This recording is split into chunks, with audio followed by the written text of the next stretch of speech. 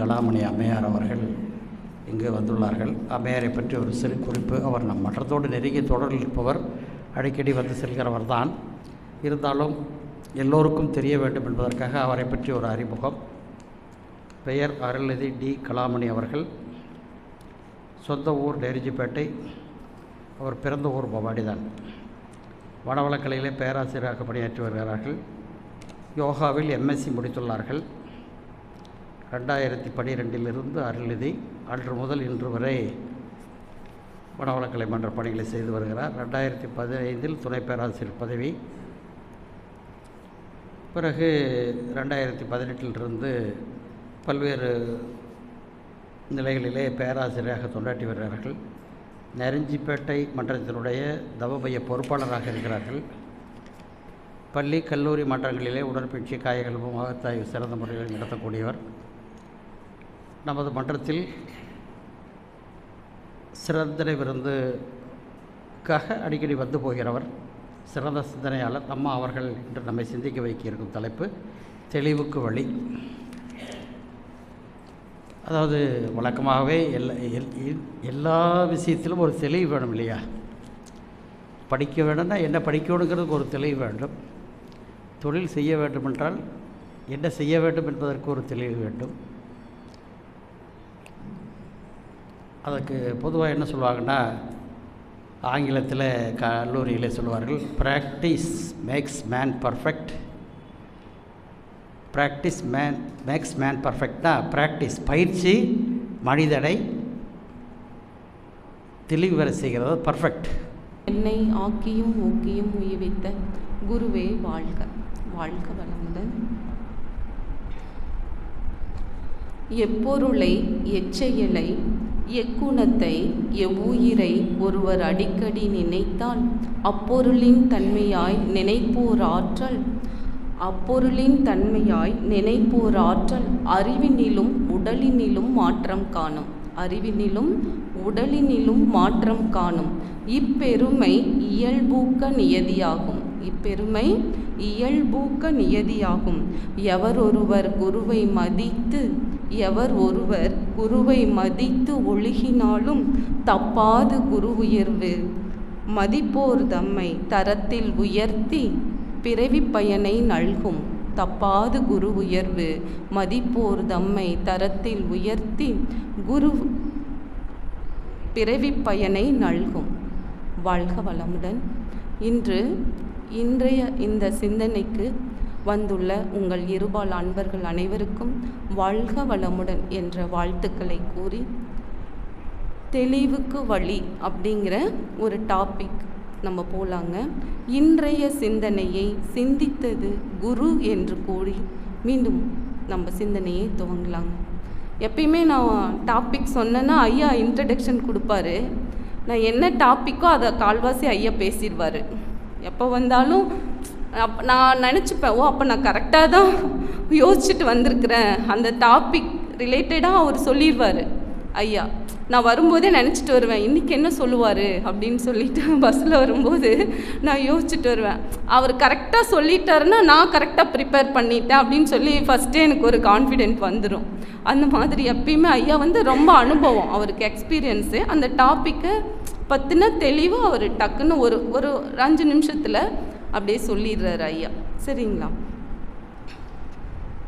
தெளிவுக்கு வழி. வாழ்க்கை என்பதே வெற்றிக்கான தேடல். இந்த தேடலின் போது நாம் ஏகப்பட்ட பாதைகளையும் பயணங்களையும் சந்திக்க நேரிடும்.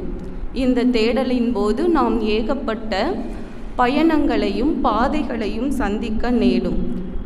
அந்த சந்தர்ப்பங்களில் நாம் எடுக்கின்ற முடிவுகள் நமது இலக்குகளையும் நமது செயல்பாடுகளையும் நிர்ணயிக்கின்றன.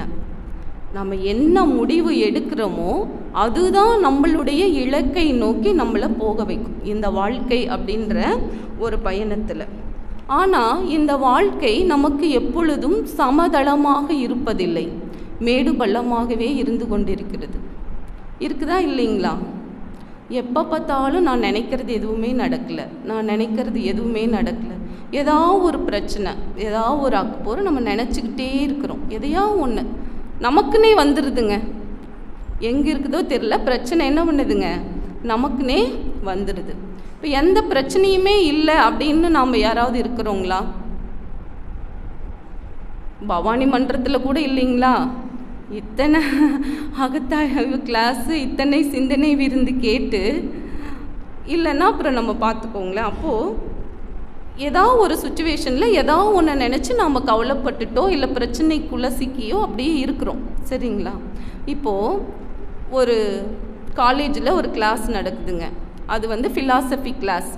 அங்கே ஒரு ப்ரொஃபஸர் வந்து வகுப்பு நடத்துகிறாரு. அப்போ அவர் நடத்திட்டு இருக்கும்போது அவர் டேபிளில் ஒரு பெரிய ஒரு கண்ணாடி ஜாடியை வைக்கிறாரு. ஸ்டூடெண்ட்ஸ்க்கு சொல்கிறாரு, அந்த கண்ணாடி ஜாடி எம்டியாக இருக்குது. ஃபஸ்ட்டு ஒரு பேக்கெட்டில் ஒரு 2 இன்ச்சு சைஸ் கல் கொண்டு வந்திருக்கிறாரு. அந்த கல்லை எடுத்து அந்த ஜாடிக்குள்ளே ஃபுல்லாக போடுறாரு. சரிங்களா? ஃபுல்லாக போட்டு நிறச்சிட்றாரு. ஸ்டூடெண்ட்ஸை பார்த்து கேட்குறாரு, இப்போது இந்த ஜாடி எப்படி இருக்குது அப்படின்றாங்க. முழுவதும் கற்களால் நிரம்பி விட்டன அப்படின்னு சொல்கிறாங்க. என்ன சொல்கிறாங்க? முழுவதும் கற்களால் நிரம்பி விட்டன அப்படின்னு சொல்கிறாங்க. அப்புறம் இன்னொரு பாக்கெட்லேருந்து சின்ன சின்ன கூழாங்கல் மாதிரி வச்சுருக்கிறாரு. அதை எடுத்து உள்ளே போடுறாரு. அப்போ அந்த பெரிய கல்லுக்குள்ளே சந்து இருக்கும் இல்லைங்களா, இடுக்கு, அது வழியாக போய் அந்த கூழாங்கல் எல்லாம் நம்பிருச்சு. இப்போது ஜாடி ஃபுல்லாகவே நல்லா இடம் இல்லாமல் நிறைஞ்சிருச்சு. சரிங்களா? இப்போ எப்படி இருக்குதுன்னாங்க, முழுவதும் நிரம்பி விட்டது அப்படின்னு ஸ்டூடெண்ட்ஸ்லாம் சொன்னாங்க. அப்புறம் இன்னொரு பேக்கெட்டில் மணல் வச்சுருக்கிறாரு. அதை எடுத்து அதுக்குள்ளே போடுறாரு. அப்போ சின்ன சின்ன இடுக்கெலாம் இருந்தது பார்த்திங்களா, அதுக்குள்ளே அந்த மணல் போய் ஃபுல்லாக ஒரு சின்ன கேப் கூட இல்லாமல் நிறைஞ்சிருச்சுங்களாம். இப்போ கேட்குறாரு, இப்போ எப்படி இருக்குது ஜாடி அப்படின்னு சொன்னால், இடமே இல்லாமல் ஜாடி நிறைஞ்சிருச்சு அப்படின்னு சொல்கிறாங்க. இப்போது இதில் அவர் சொல்கிற தத்துவம் என்ன அப்படின்னு சொன்னால், அந்த முதல்ல போட்டார் பார்த்திங்களா, அந்த பெரிய கல் அப்படிங்கிறது நம்முடைய ஆரோக்கியம், நம் குடும்பத்துடைய ஆரோக்கியங்களாமா. 2வது போட்டார் பார்த்திங்களா, சின்ன சின்ன கூழாங்கற்கள், அது வந்து நம்மளுடைய வேலை, நம்மோட பணி, நாம் என்ன செய்கிறோமோ அந்த தொழில், அதுதானே நமக்கு வருமானத்தை கொடுக்குது, அந்த தொழில். 3வது போட்டோம் பார்த்திங்களா, அது மணல். அது வந்து தேவையில்லாத அந்த மணல் போட்டு நப்புறது அப்படிங்கிறது தேவையற்ற ஒன்று. அதுதான் 3 போட்டேன் அப்படின்னு சொல்கிறார். இப்போ இது என்ன குறிக்குது அப்படின்னா, நம்ம லைஃப்பில் ஃபஸ்ட்டு நமக்கு தேவை உடல் ஆரோக்கியம், குடும்ப ஆரோக்கியம். 2வது நம்ம செய்கிற தொழில். இது இருந்தால் தான் நம்ம வாழ்க்கையில் அடுத்த கட்டத்துக்கு போக முடியும். ஒன்று ஆரோக்கியம் இருக்கணும், இன்னொன்று என்ன வரணுங்க, நமக்கு இன்கம் இருக்கணும், தொழில் பிஸ்னஸ் நல்லா இருக்கணும். இப்போது நாம் என்ன பண்ணுறோம் அப்படின்னா, நம்ம வாழ்க்கையில் ஃபஸ்ட்டு அந்த தேவையற்றதாக இருக்கிறத மணலை போட்டு ஜாடியவே நப்பிடுறோமாமா. அப்போது தேவையாக இருக்கிற அந்த கற்களை மணலையே போட்டு ஃபுல்லாக நப்பிட்டோம்னா அந்த பெரிய கல்லும் சின்ன கல்லும் கூழாங்கல்லும் போட முடியுங்களா? போட முடியாது. அப்போது நம்முடைய ஆற்றலை ஃபஸ்ட்டு நம்ம என்ன பண்ணுறோம்னா, தேவையில்லாதவற்றிற்கு செலவழித்து விடுகிறோம் நம்ம வாழ்நாளில்.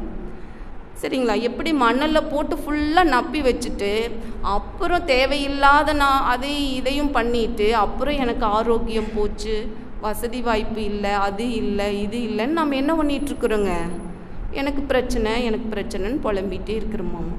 அப்போது நமக்கு தெளிவு எதில் இருக்கணுங்க, ஃபஸ்ட்டு ஜாடிக்குள்ளே நம்ம என்ன போடணும், பெரிய கல்லை போடணும். அப்போ நம்ம வாழ்க்கைக்கும் நமக்கு முதல் தேவை அப்படிங்கிறது என்னங்க, நம்முடைய ஆரோக்கியம் மட்டும் இல்லை, நம்மளோட குடும்பத்தோட ஆரோக்கியமும் தேவையா இல்லைங்களா?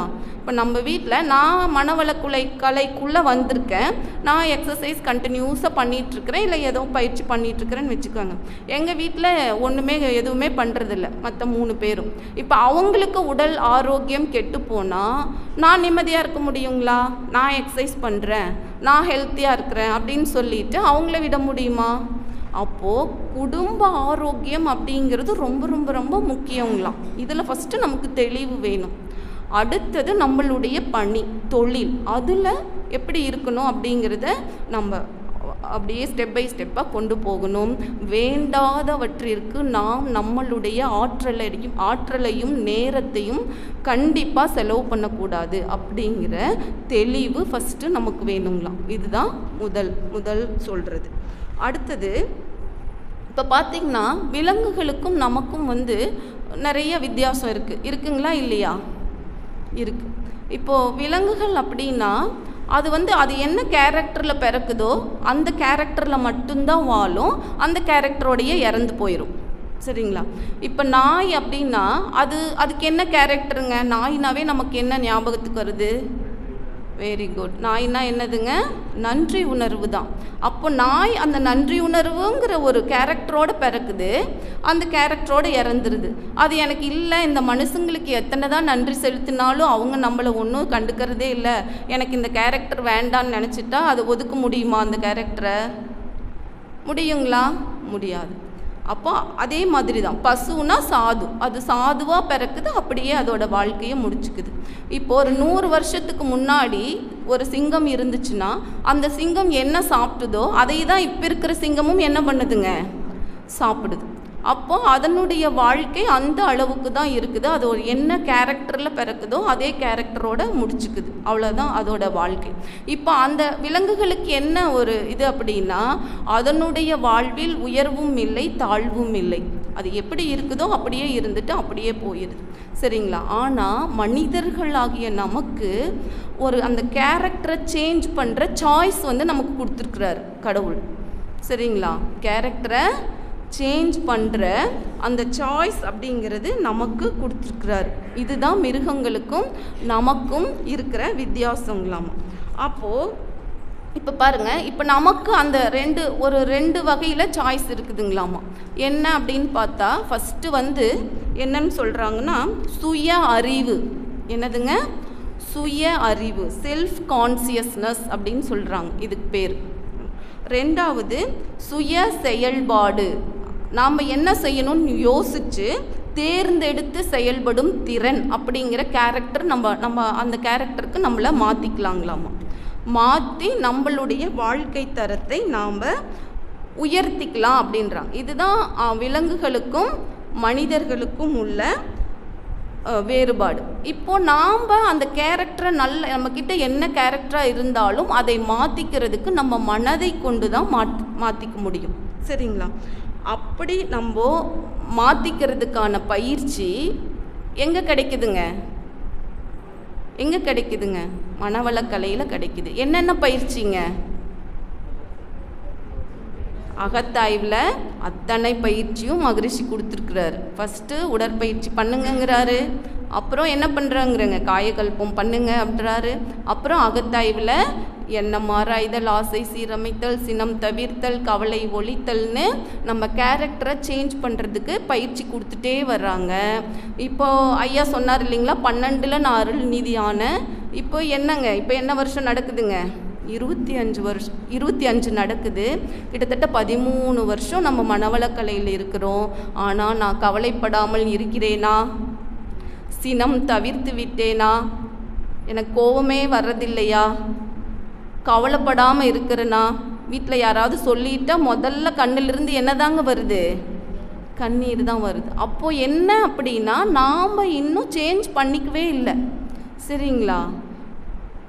இப்போ பாருங்கள், ஒரு ஊரில் ஒரு குரு அவர் ஒவ்வொரு மாதம் ஒவ்வொரு ஊரில் இருந்துட்டு அடுத்த ஊருக்கு போய் பிரசங்கம் பண்ண போவாருங்களாமா குரு. இவர் ஒரு மாதம் இருந்துட்டு அடுத்த ஊருக்கு போகலான்னு பிளான் பண்ணி வண்டியெல்லாம் கட்டி பிளான் பண்ணி போகலான்னு போகிறாரு. அப்போது ஒருத்தன் அந்த ஊரில் இருக்கிற ஒரு பையன், அவன் சாமி எனக்கு இங்கே யாருமே இல்லை, நான் உங்களோட வந்துடுறேன், நானும் என்னென்னமோ பண்ணி பார்க்குறேன், என்னோடய கேரக்டர் சேஞ்ச் ஆகவே மாட்டேங்குது, கொஞ்ச நாளைக்கு உங்களோட இருந்தாலாவது நான் மாறுவேனான்னு பார்க்குறேன் அப்படின்னு சொல்கிறார். அப்போ பக்கத்தில் அந்த ஊரில் இருக்கிறவங்களையெல்லாம் கேட்குறாரு இவர், வேண்டாம் சாமி இவனை கூட்டிகிட்டு போகாதீங்க அப்படிங்கிறாங்க. இவர் இல்லை பரவாயில்ல, சரி எப்படியோ பையன் நல்ல வழிக்கு வரணுங்கிறான், நம்ம கூட்டிகிட்டு போகலாம் அப்படின்னு சொல்லிட்டு கூட்டிகிட்டு போகிறாரு. சரின்ட்டு மாட்டு வண்டியில் போகிறாங்க. பையனை பின்னாடி உட்காந்துக்கு சொல்லிவிட்டு இவர் முன்னாடி உட்காந்துட்டு என்ன சொல்கிறாருன்னா, ஏதாவது கீழே விழுந்துச்சுன்னா கீழே விழுகுதான்னு பாரு அப்படின்னு சொல்கிறாரு. கொஞ்சம் தூரம் போயிட்டாங்க, வண்டி நிற்குது, ரெஸ்ட் எடுக்கிறதுக்காக வண்டி நிறுத்துகிறாங்க. பின்னாடி போய் பார்த்தா கொஞ்சம் பொருளெல்லாம் காணோம். அப்புறம் என்னப்பா காணோம் அப்படின்னு கேட்டால், சாமி நீங்கள் கீழே விழுகுதான்னு பார்க்க சொன்னீங்க, கீழே விழுந்துச்சு நான் பார்த்துட்டு தான் வந்தேன் அப்படின்னு சொன்னானுங்களா. இது என்னடா அப்பயே அந்த ஊருக்காரங்க சொன்னாங்க அப்படின்னு அவருக்கு அப்பயே டவுட்டு. சரி அப்படின்னு சொல்லி, சரி நானே பின்னாடி உட்காந்துக்கிறேன், நீ முன்னாடி உட்காந்துக்கோ, எது விழுந்துச்சுனாலும் எடுத்து வை.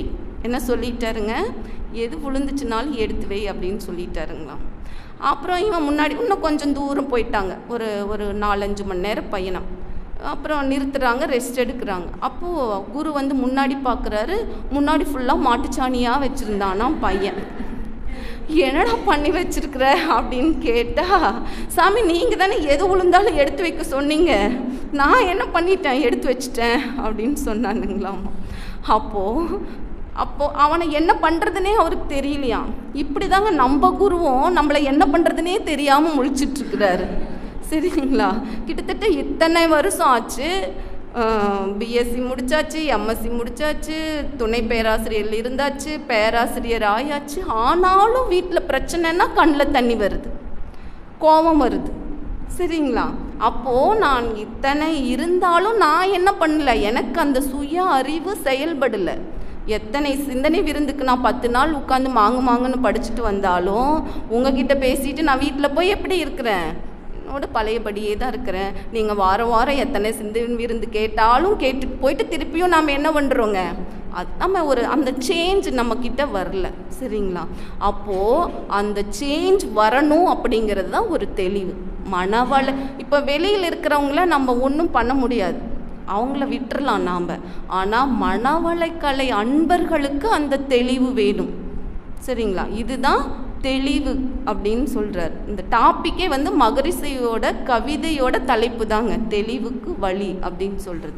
சரிங்களா? அப்போது இந்த தெளிவு நமக்கு வேணும் அப்படின்னு சொல்கிறாங்க.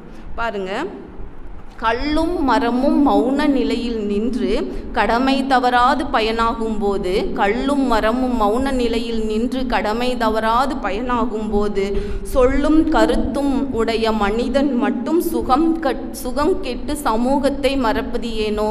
சொல்லும் கருத்தும் உடைய மனிதன் ஏனோ சுகம் கெட்டு சமூகத்தை மறக்க வேண்டும்? அள்ளும் பகலும் ஆசை ஒழிக்கவென்றே, அள்ளும் பகலும் ஆசை ஒழிக்கவென்றே ஆசைதனை பேராசையாக்கிக் கொண்டு தொல்லைப்படும் அன்பர்களே சுருங்கச் சொல்வேன், தொல்லைப்படும் அன்பர்களே சுருங்கச் சொல்வேன், சுய நிலையை அறிய கருத்தவமே போதும். என்னதுங்க? சுய நிலையை அறிய கருத்தவமே போதும். உனக்கு அந்த சுய அறிவு வேணும்னா எதுவும் பண்ண வேண்டாம், என்ன பண்ணுங்க, உட்காந்து தவம் பண்ணுங்க போதும் அப்படின்னு சொல்கிறார். சரிங்களா? இதுதான் மனவளக்கலையில் நமக்கு ஈஸியாக கொடுக்குறது. இப்போ இந்த தவம் பண்ணுறதுக்குன்ட்டு நம்ம நிறைய நேரம் எடுத்துக்கணுங்களா? அரை மணி நேரம் தவமே போதுங்கிறாரு மகரிஷி. என்னங்க அதில் அந்த நம்ம எப்படி மனம் லயமாகுதோ அதை பொறுத்து அப்படின்னு சொல்கிறார். அப்போது தெளிவுக்கு முதல் மகரிஷி கொடுக்கறது என்னங்க? தவம். தவமே போதும் அப்படின்னு சொல்கிறார். அப்போது இந்த தவம் பண்ணோம் அப்படின்னு சொன்னோம்னா மனதிற்கு ஒரு உறுதி கிடைக்குங்களாம். என்ன கிடைக்கும்? மனதிற்கு ஒரு உறுதியும் தூய்மையும் நமக்கு கிடைக்குதுங்களாம். இதை தான் வந்து மனதிற்கு ஒழுக்கம் அப்படின்னு சொல்கிறாங்க. என்னங்க? மனதிற்கு ஒழுக்கம் அப்படின்னு சொல்கிறாங்க. இந்த மனதிற்கு நமக்கு கொடுத்த இந்த ஒழுக்கத்தை கொடுத்தோம் அப்படின்னு சொன்னோம்னா 2 பவர் நமக்கு கிடைக்குங்களாம் நம்மளுடைய மனதிற்கு. என்ன அப்படின்னா, ஒன்று ஒருமுகப்படுத்தும் திறன். என்னதுங்க? ஒருமுகப்படுத்தும் திறன். 2வது நல்ல பண்புகள் நமக்கு கிடைக்கும். கான்சன்ட்ரேஷன் பவர் அண்ட் வேல்யூஸ் அப்படின்னு சொல்கிறாங்க. சரிங்களா? நமக்கு இந்த 2 பண்பு நமக்கு கிடைக்கும் அப்படின்னு சொல்கிறாங்க. ஃபஸ்ட்டு இந்த கான்சன்ட்ரேஷன் பவர் அப்படின்றதுனா எப்படி அப்படின்னு பார்க்கலாம். பாருங்கள், மேல்நாட்டில் ஒரு மிகப்பெரிய மேதை அவர் சரிங்களா? அவர் ஒரு நாள் நல்ல மத்தியான வெயில், கொளுத்துற வெயில், அந்த வெயிலில் யுரேக்கா அப்படின்னு சொல்லிகிட்டே ஓடுறாருங்களாமா. எல்லாரும் ஆச்சரியமாக பார்க்குறாங்க. அந்த யுரேக்கா அப்படின்னா என்ன அர்த்தம்னா கண்டுபிடிச்சிட்டேன் அப்படின்னு சொல்லி அர்த்தங்களாம். அப்படி சொல்லிட்டு அவர் வேகமாக ஓடுறாரு. எல்லாரும் ஆச்சரியமாக பார்க்குறாங்க. அவர் ஓடுறதுக்கு ஆச்சரியமாக பார்க்கல, அவருக்கு யுரேக்கான்னு சொன்னதுக்கு ஆச்சரியமாக பார்க்கலிங்களாம். அவர் ட்ரெஸ்ஸே இல்லாமல் நிர்வாணமாக ஓடிட்டு இருந்தாருங்களாம். என்ன அப்படின்னா அவர் ஒரு மிகப்பெரிய மேதை அவர். சரி என்ன அப்படின்னு மக்கள் எல்லாம் பின்னாடியே போகிறாங்க. என்னடா கண்டுபிடிச்சிருக்காங்க இப்படி ஓடுறாரு. அவர் அரசவையை நோக்கி ஓடுறார். அப்போ என்ன அப்படின்னு சொன்னால், இதுக்கு பின்னாடி அவர் என்னத்தை கண்டுபிடிச்சதுனால இப்படி ஓடுறாரு அப்படின்னு பார்த்தா, அந்த நாட்டு ராஜாவுக்கு ஒருத்தர் தங்க கிரீடம் செஞ்சு கொடுத்தாருங்களாமா. ஒரு தங்கம் செய்கிறவர். இவர் வாங்கி அழகாக தலையில் போட்டிருந்தாரு. இவருக்கு அதை போட்டிருக்கும் போதெல்லாம் ஒரு டவுட்டாமா, இதில் கலப்படம் இருக்குதுன்னே மனசு சொல்லிச்சுங்களாமா. இப்போ இதை எப்படி கண்டுபிடிக்கிறதுன்னு அந்த காலத்தில் தெரியல. கலப்படம் இருக்குது அப்படிங்கிறத எப்படி கண்டுபிடிக்கிறதுன்னு தெரியலைங்களாமா. அப்போ என்ன பண்ணா, அவர் அந்த ராஜா அரசவையில் இருக்கிற அறிஞர்களெல்லாம் கூப்பிட்டு, இதில் கலப்படம் இருக்குது, இதை எப்படி கண்டுபிடிக்கிறதுன்னு சொல்லி நீங்கள் கண்டுபிடிச்சி கொடுக்கணும் அப்படின்னு சொல்கிறாரு. இதையை அவர் ஏற்றுக்கிறார். அந்த ஓடினார் பார்த்தீங்களா, அவர் ஏற்றுக்கிறார். அப்போ ஏற்றுக்கிட்டு அவர் நினப்பு ஃபுல்லாக இதை எப்படி கண்டுபிடிக்கணும் அது மேலேயே அவருக்கு ஒரு ஞாபகம். வேறு எந்த சிந்தனையும் இல்லை. சாப்பிடும்போதும் அந்த நினப்பு தான், வெளியில் போனாலும் அந்த நினப்பு தான், வேலை செஞ்சாலும் அந்த நினப்பு தான், குளிக்கும் போதும் அந்த நினப்பு தான். இப்படி தான் அவர் குளிக்கிறதுக்கு தண்ணி தொட்டிக்குள்ளே இறங்கி இருக்கிறாரு. தண்ணி நிறைய இருந்திருக்குது. அந்த தண்ணி ததும்பி கீழே விழுந்திருக்குது. அப்போது அவருக்கு டக்குன்னு ஞானோதயம், கண்டுபிடிச்சிட்டாரு அந்த கலப்படத்தை எப்படி கண்டுபிடிக்கிறது அப்படின்னு சொல்லி. அதுக்கு பேர் தான் மிதத்தல் விதி அப்படிங்கிற அந்த லாவை கண்டுபிடிச்சாரு. அவர் கண்டுபிடிச்சவர் யாருன்னா ஆர்க்கிமிடிஸ் அப்படிங்கிற மிகப்பெரிய கணிதவியல் மேதை. இப்போ எப்படி அதோட தத்துவம் என்னன்னா, உலோகத்திற்கு வெயிட் இருக்குது.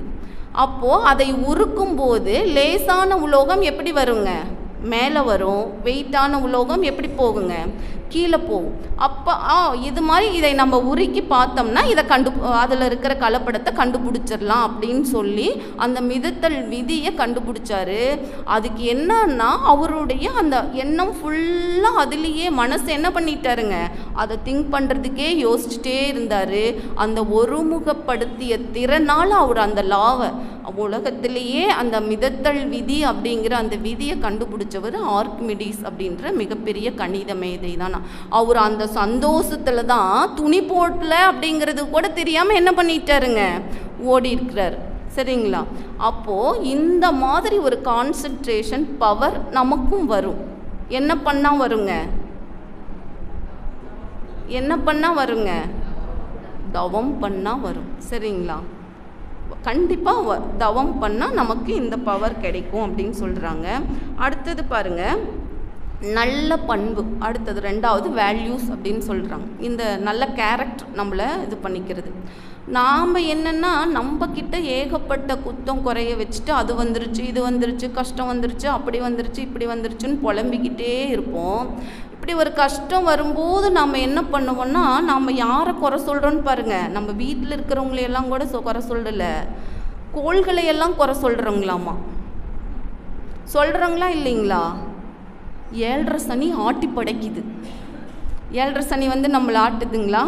அப்புறம் ராகு திசையில் கேது புத்தி. அதனால தான் பையன் சொன்ன பேச்சு என்ன பண்ண மாட்டேங்கிறான், கேட்க மாட்டேங்கிறான். இப்படி நாம் போய் ஜோசிக்கார் போகிறோம், அவங்களும் சொல்கிறாங்க. அப்போ என்ன, இப்போ கோள்களாக நம்மளை பண்ணுது, அது பாட்டுக்கு பாவம், அது தன்னைத்தானே சுற்றிட்டு என்ன பண்ணுதுங்க, சூரியனையும் சுற்றிட்டு இருக்குது. இங்கே தப்பாக பண்ணுறதெல்லாம் யாருங்க, நாம். இப்போது நமக்கு என்ன திசை நடக்குது, நம்ம என்ன கேரக்டரில் இருக்குது அப்படிங்கிறது இனிமேல் நீங்கள் ஜோசிக்கார்கிட்டயே போக வேண்டாம், நான் சொல்கிறேன் பாருங்கள். இதை வச்சே நம்ம கண்டுபிடிச்சிக்கலாம். சரிங்களா? இப்போது நம்மையே நாம் கெடுத்துக்கொண்டால் ராகு திசை. சரிங்களா? நம்மையே நாம் கெடுத்துக்கொண்டால் ராகு திசை. மற்றவர்களை நாம் கெடுத்தால் கேது திசை. ஓகேங்களா? மற்றவர்களை நாம் கெடுத்தால் கேது திசை. பிறரை பழிவாங்க நினைத்தால் சனி திசை. சனி திசை. நம் செல்வாக்கு உயர்ந்தால் செவ்வாய் திசை. அடுத்து நமக்கு நல்ல புத்தி வந்துருச்சுன்னா புதன் திசை. சரிங்களா? நல்ல புத்தி வந்துருச்சுன்னா நமக்கு புதன், நீங்கள் போகவே வேண்டாம், நமக்கு புதன் திசை நடக்குதுன்னு அர்த்தம். சரிங்களா? அடுத்தது, நிலையாக முயற்சி செய்தால் சூரியன் திசை, நிலையற்ற செயல்களை செய்தால் சந்திரன் திசை. எதுவுமே பண்ணலை அப்படின்னா உனக்கு சந்திரன் திசை நடக்குதுன்னு அர்த்தம். நல்லா பண்ணிகிட்டே இருக்கிற அப்படின்னா சூரியன் திசை நடக்குதுன்னு அர்த்தம். சரிங்களா? நமக்காக நாம் புண்ணியம் செய்தால் சுக்கிரன் திசை, இந்த உலகத்திற்காக புண்ணியம் செய்தால் குரு திசை. இப்போ நாம் என்ன திசை நமக்கு நடக்குதுங்க, எனக்கெல்லாம் எப்பயுமே 2 திசை தான் நடக்குது. ஒன்று ராகு திசை, 2வது சூரியன் திசை. நம்மளை நாமளே கெடுத்துக்கிறோம், இன்னொன்று எதுவுமே பண்ணுறதில்ல. சரிங்களா? அப்போது நம்ம என்ன கேரக்டரு அப்படிங்கிறத நாம்ளே டிசைட் பண்ணிக்கலாம். சரிங்களா? இப்போது அதாவது நம்ம கேரக்டர் தான் இத்தனை அது காரணம் அப்படின்னு நம்ம அந்த ஃபஸ்ட்லேருந்தே பார்த்துட்டு வரோம். இப்போ பாருங்கள், ஒரு ஸ்பீச் இந்த மாதிரி ஒரு சிந்தனை விருந்து நடக்குதுன்னு வச்சுக்கோங்க. இதில் ஐயா மாதிரி ஒருத்தர் வந்து நல்லா பேசிகிட்ருக்கிறாரு. நல்லா பேசிகிட்டு இருக்கும்போது ஒருத்தரை எந்திரிச்சு ஒரு 35 வயசு இருக்கும் ஒரு இளைஞர், அவரை எந்திரிச்சு இவர் வந்து ஒரு கேள்வி கேட்குறாரு. என்ன கேட்குறாரு அப்படின்னு சொன்னால், நீங்கள் கடற்கரையில் நடந்து போயிட்டுருக்கிறீங்க, உங்களுக்கு எதிர்கால ரொம்ப அழகாக மாடர்னாக சூப்பராக ஒரு பெண் வராங்க. சரிங்களா? அழகிய ஒரு பெண் வர்றாங்க. நீங்கள் என்ன பண்ணுவீங்க அப்படின்னு கேட்குறாங்க. என்ன பண்ணுவாங்க பசங்க? சொல்லுங்க, என்ன பண்ணுவாங்க? பார்ப்பாங்க. என்னங்க பண்ண போகிறாங்க? என்ன பண்ணுவாங்க? தலை குனிஞ்சுக்குவீங்களாங்க? அப்போ உங்களுக்கு 50 வயசுங்கய்யா. தலையை குனிஞ்சுக்கிட்டீங்கன்னா 50 வயசு. நல்லா பார்த்தீங்கன்னா எத்தனை வயசுங்கய்யா? 35 வயசு. சரிங்களா? நான் பார்ப்பேன் அப்படின்னு அந்த தம்பி சொல்கிறாரு. சரி, அந்த அழகிய பெண் உங்களை கிராஸ் பண்ணி போயிட்டாங்க. இப்போ என்ன பண்ணுவீங்கன்னு ஐயா கேட்குறாரு. சரிங்களா? அந்த பையன் சுற்றி முற்றி பார்த்தா, என் ஒய்ஃப் இல்லைன்னா திரும்பி பார்ப்பேன் அப்படின்னு சொல்கிறான். என்ன சொல்கிறாங்க? ஒய்ஃப் இல்லைன்னா திரும்பி பார்ப்பேன்ற. அப்போ இவர் கேட்குறாரு, எவ்வளோ நேரம் அந்த பொண்ணை நினச்சிட்ருப்பீங்க அப்படின்னு சொல்கிறாரு. என்ன ஒரு 5 நிமிஷம். கிராஸ் பண்ணி போகிற பொண்ணு எவ்வளவு தான் அழகாக இருந்தாலும் எவ்வளோ நேரம் நினச்சிருப்போங்க? ஒரு 5 நிமிஷம் 10 நிமிஷம் நினச்சிருப்போம், அவ்வளோதான் அப்படின்னு சொல்கிறாரு. சரி, இப்போ இந்த சிந்தனை விருந்து முடியுது. அந்த பையன்கிட்ட ஐயா வந்து ஒரு 2-3 புக்ஸ் வச்சுருக்கிறாரு. சரிங்களா? இதை வந்து இங்கேருந்து எங்கள் ஊர் மேட்டூருன்னு வச்சுக்கோங்க. மேட்டூரில் ஒருத்தருக்கு கொடுக்கணும். அந்த தம்பிக்கிட்ட கொடுத்து ஐயா கொண்டு போய் கொடுத்துருப்பா அப்படின்னு சொல்கிறாரு. அந்த தம்பியும் கொண்டுட்டு போகிறாரு. அங்கே போய் பார்த்தா அவங்க மிகப்பெரிய கோடீஸ்வரர். அவர் அங்கே ஒரு 10 கார் லைனில் நிற்குது. அத்தனை பணியால் வேலை செஞ்சிட்ருக்குறாங்க. அப்படியே உள்ளே போனாவே அப்படியே ஒரு பிரம்மாண்டமாக இருக்குது அந்த வீடு. சரி, இவர் போய் ஐயா இந்த மாதிரி ஐயா புக் கொடுத்தாங்க, இந்தாங்க அப்படின்னு சொல்லி கொடுக்குறாரு. அவர் வாங்கிட்டு உட்கார வச்சு டீ காஃபியெல்லாம் கொடுத்து நல்லா உபசரித்து, நேரம் ஆயிடுச்சு, நீங்கள் எப்படி வந்தீங்க அப்படின்னு கேட்குறாரு. இவர் என்ன சொல்கிறாருன்னா, நான் பஸ்ஸில் தாங்க ஐயா வந்தேன் அப்படின்னா, ஓ டைம் ஆயிடுச்சு, நீங்கள் பஸ்ஸில் போக வேண்டாம் அப்படின்னு சொல்லிட்டு டிரைவரை கூட்டி வர சொல்லி கார்லேயே போங்க அப்படின்னு சொல்லி காரில் வச்சு விட்றாரு. இவர் வீட்டுக்கு வர்றாரு. கரெக்டாக வீட்டுக்கு வந்து இறங்குறாரு. அந்த டைமிங் பார்த்து அவர் ஃபோன் பண்ணுறாரு. தம்பி, நல்லபடியாக போய் சேர்ந்துட்டிங்களா அப்படின்னு சொல்லி கேட்குறாரு. இவர் வந்துட்டங்க ஐயா அப்படின்னு சொல்கிறார். இப்போது அவ்வளோ பெரிய பணக்காரரு இப்படியெல்லாம் உபசரிக்கணும்னு அவசியங்களா? ஆனால் உபசரிக்கிறார். அப்போது இவர் எத்தனை நாள் நினச்சிருப்பீங்க அப்படின்னு கேட்குறாரு. அப்போ இவர் சொல்கிறாரு, இவரை நான் வாழ்நாள் ஃபுல்லாக நினச்சிட்ருப்பேன். எப்படிங்க? நான் என் வாழ்நாள் ஃபுல்லாக நினச்சிட்ருப்பேன் அப்படின்னு சொல்கிறாரு. அப்போது அழகான முகம் குறுகிய காலத்திற்கு மட்டும்தான் நினைவில் இருக்கும், ஆனால் அழகிய நடத்தை வாழ்நாள் முழுவதும் நம் நினைவில் இருக்கும். சரிங்களா? நம்ம என்ன நம்மளுடைய நடவடிக்கை எப்படி இருக்குதோ அதை பொறுத்து தான் நம்ம வாழ்க்கை. சரிங்களா? அப்போது அந்த அழகான வாழ்க்கைக்கு நம்ம அழகான நடத்தையை, நம்ம கேரக்டரை என்ன பண்ணிக்கணுங்கிறாங்க? மாற்றிக்கணும் அப்படிங்கிறது ஒரு தெளிவுக்கு வழி அப்படின்னு சொல்கிறாங்க. சரிங்களா? இதில் இந்த குடும்பத்தில் இருக்கிறவங்களுக்கு தான் ஏகப்பட்ட பிரச்சனைங்களாமா. சரிங்களா? இதில் ரொம்ப அதாவது அற வாழ்க்கை வாழ்கிறவங்க தான் குடும்பத்தில் இருக்கிறவங்க. அதான் குடும்பத்தில் இருக்கிறவங்க அற வாழ்க்கை மேற்கொள்ளணும் அப்படின்னு சொல்கிறாங்க. அதுதான் வந்து நமக்கு ஒரு நல்ல பாதையை நோக்கி கொண்டு போகும் அப்படின்னு சொல்கிறாங்க. இப்போ இதுக்கு பாருங்கள், திருக்குறளில் திருவள்ளுவர் சொல்கிறாரு, அறத்தாற்றின் இல்வாழ்க்கை ஆற்றின் புறத்தாற்றின் போய் பெறுவதெவன் அப்படின்னு சொல்கிறாரு. இன்னொரு குறள் என்ன சொல்கிறாருன்னா, இயல்பினான் இல்வாழ்க்கை வாழ்பவன் இயல்பினான் இல்வாழ்க்கை வாழ்பவன் என்பான் முயல்வாருள் எல்லாம் தலை. என்னங்க, நல்ல பண்போட அந்த அறநெறி வாழ்க்கை வாழ்கிறவன் முயல்வாருள் எல்லாம் தலை, தவம் செய்கிறவனை விட சிறந்தவனா. சரிங்களா? தவம் செய்கிறவனை விட சிறந்தவன், முயல்வாருள் எல்லாம் தலை, எல்லாத்த விட அவங்க உயர்ந்தவங்க. அறத்தாற்றின் இல்வாழ்க்கை ஆற்றின் புறத்தாற்றின் போய் பெறுவதெவன். நீ எங்கேயும் போய் எதுவுமே எல்லாம் விட்டுட்டெல்லாம் எங்கேயும் போய் எதையும் நீ சம்பாதிக்க வேண்டாம், இல்லறத்தில் இருந்து அறநெறி வாழ்க்கை வாழ்ந்தாவே போதும் அப்படின்னு சொல்கிறாங்க. சரிங்களா? இப்போது இந்த இல்லறத்தில் இருக்கிறவங்க தான் இல்வாழ்வான் அப்படின்னு வள்ளுவர் சொல்கிறார். நம்மளை தான் என்ன சொல்கிறாருங்க? இல்லறத்தார் இல்வாழ்வான் அப்படின்னு சொல்கிறாங்க. இப்போ நமக்கு இந்த இல்லறத்தில் இருக்கிறவங்களுக்கு ஒரு முக்கியமாக நிறைய சொல்லியிருக்கிறாரு. நம்ம திருக்குறள் எடுத்து படித்தோம்னா அதில் இல்லாததே இல்லை. இதில் விருந்தோம்பல் அப்படிங்கிற ஒரு பண்பு நமக்கு ரொம்ப வேணும் அப்படின்னு சொல்கிறார். என்னதுங்க? விருந்தோம்பல் அப்படிங்கிற ஒரு கேரக்டர் நமக்கு நல்ல ஒரு பண்பு நமக்கு வேணும்னு சொல்கிறாங்க. அகனமர்ந்து செய்யாள் உரையும் முகனமர்ந்து நல்விருந்து ஓம்புவான் இல். அதாவது முகம் மலர்ந்து அந்த விருந்தினர்களை உபசரிப்பவர்களுடைய வீட்டில் திருமகள் வசிப்பாள். சரிங்களா? விருந்தினர் வந்து அப்படி கவனிக்கிறவங்க வீட்டில் திருமகளே வசிப்பாள் அப்படின்னு சொல்கிறாங்க. இதில் நற்றிணையில் ஒரு பாடல், இந்த விருந்தோம்பல் தமிழர் பண்பாடு விருந்தோம்பலில் பெயர் போனதுங்களாமா.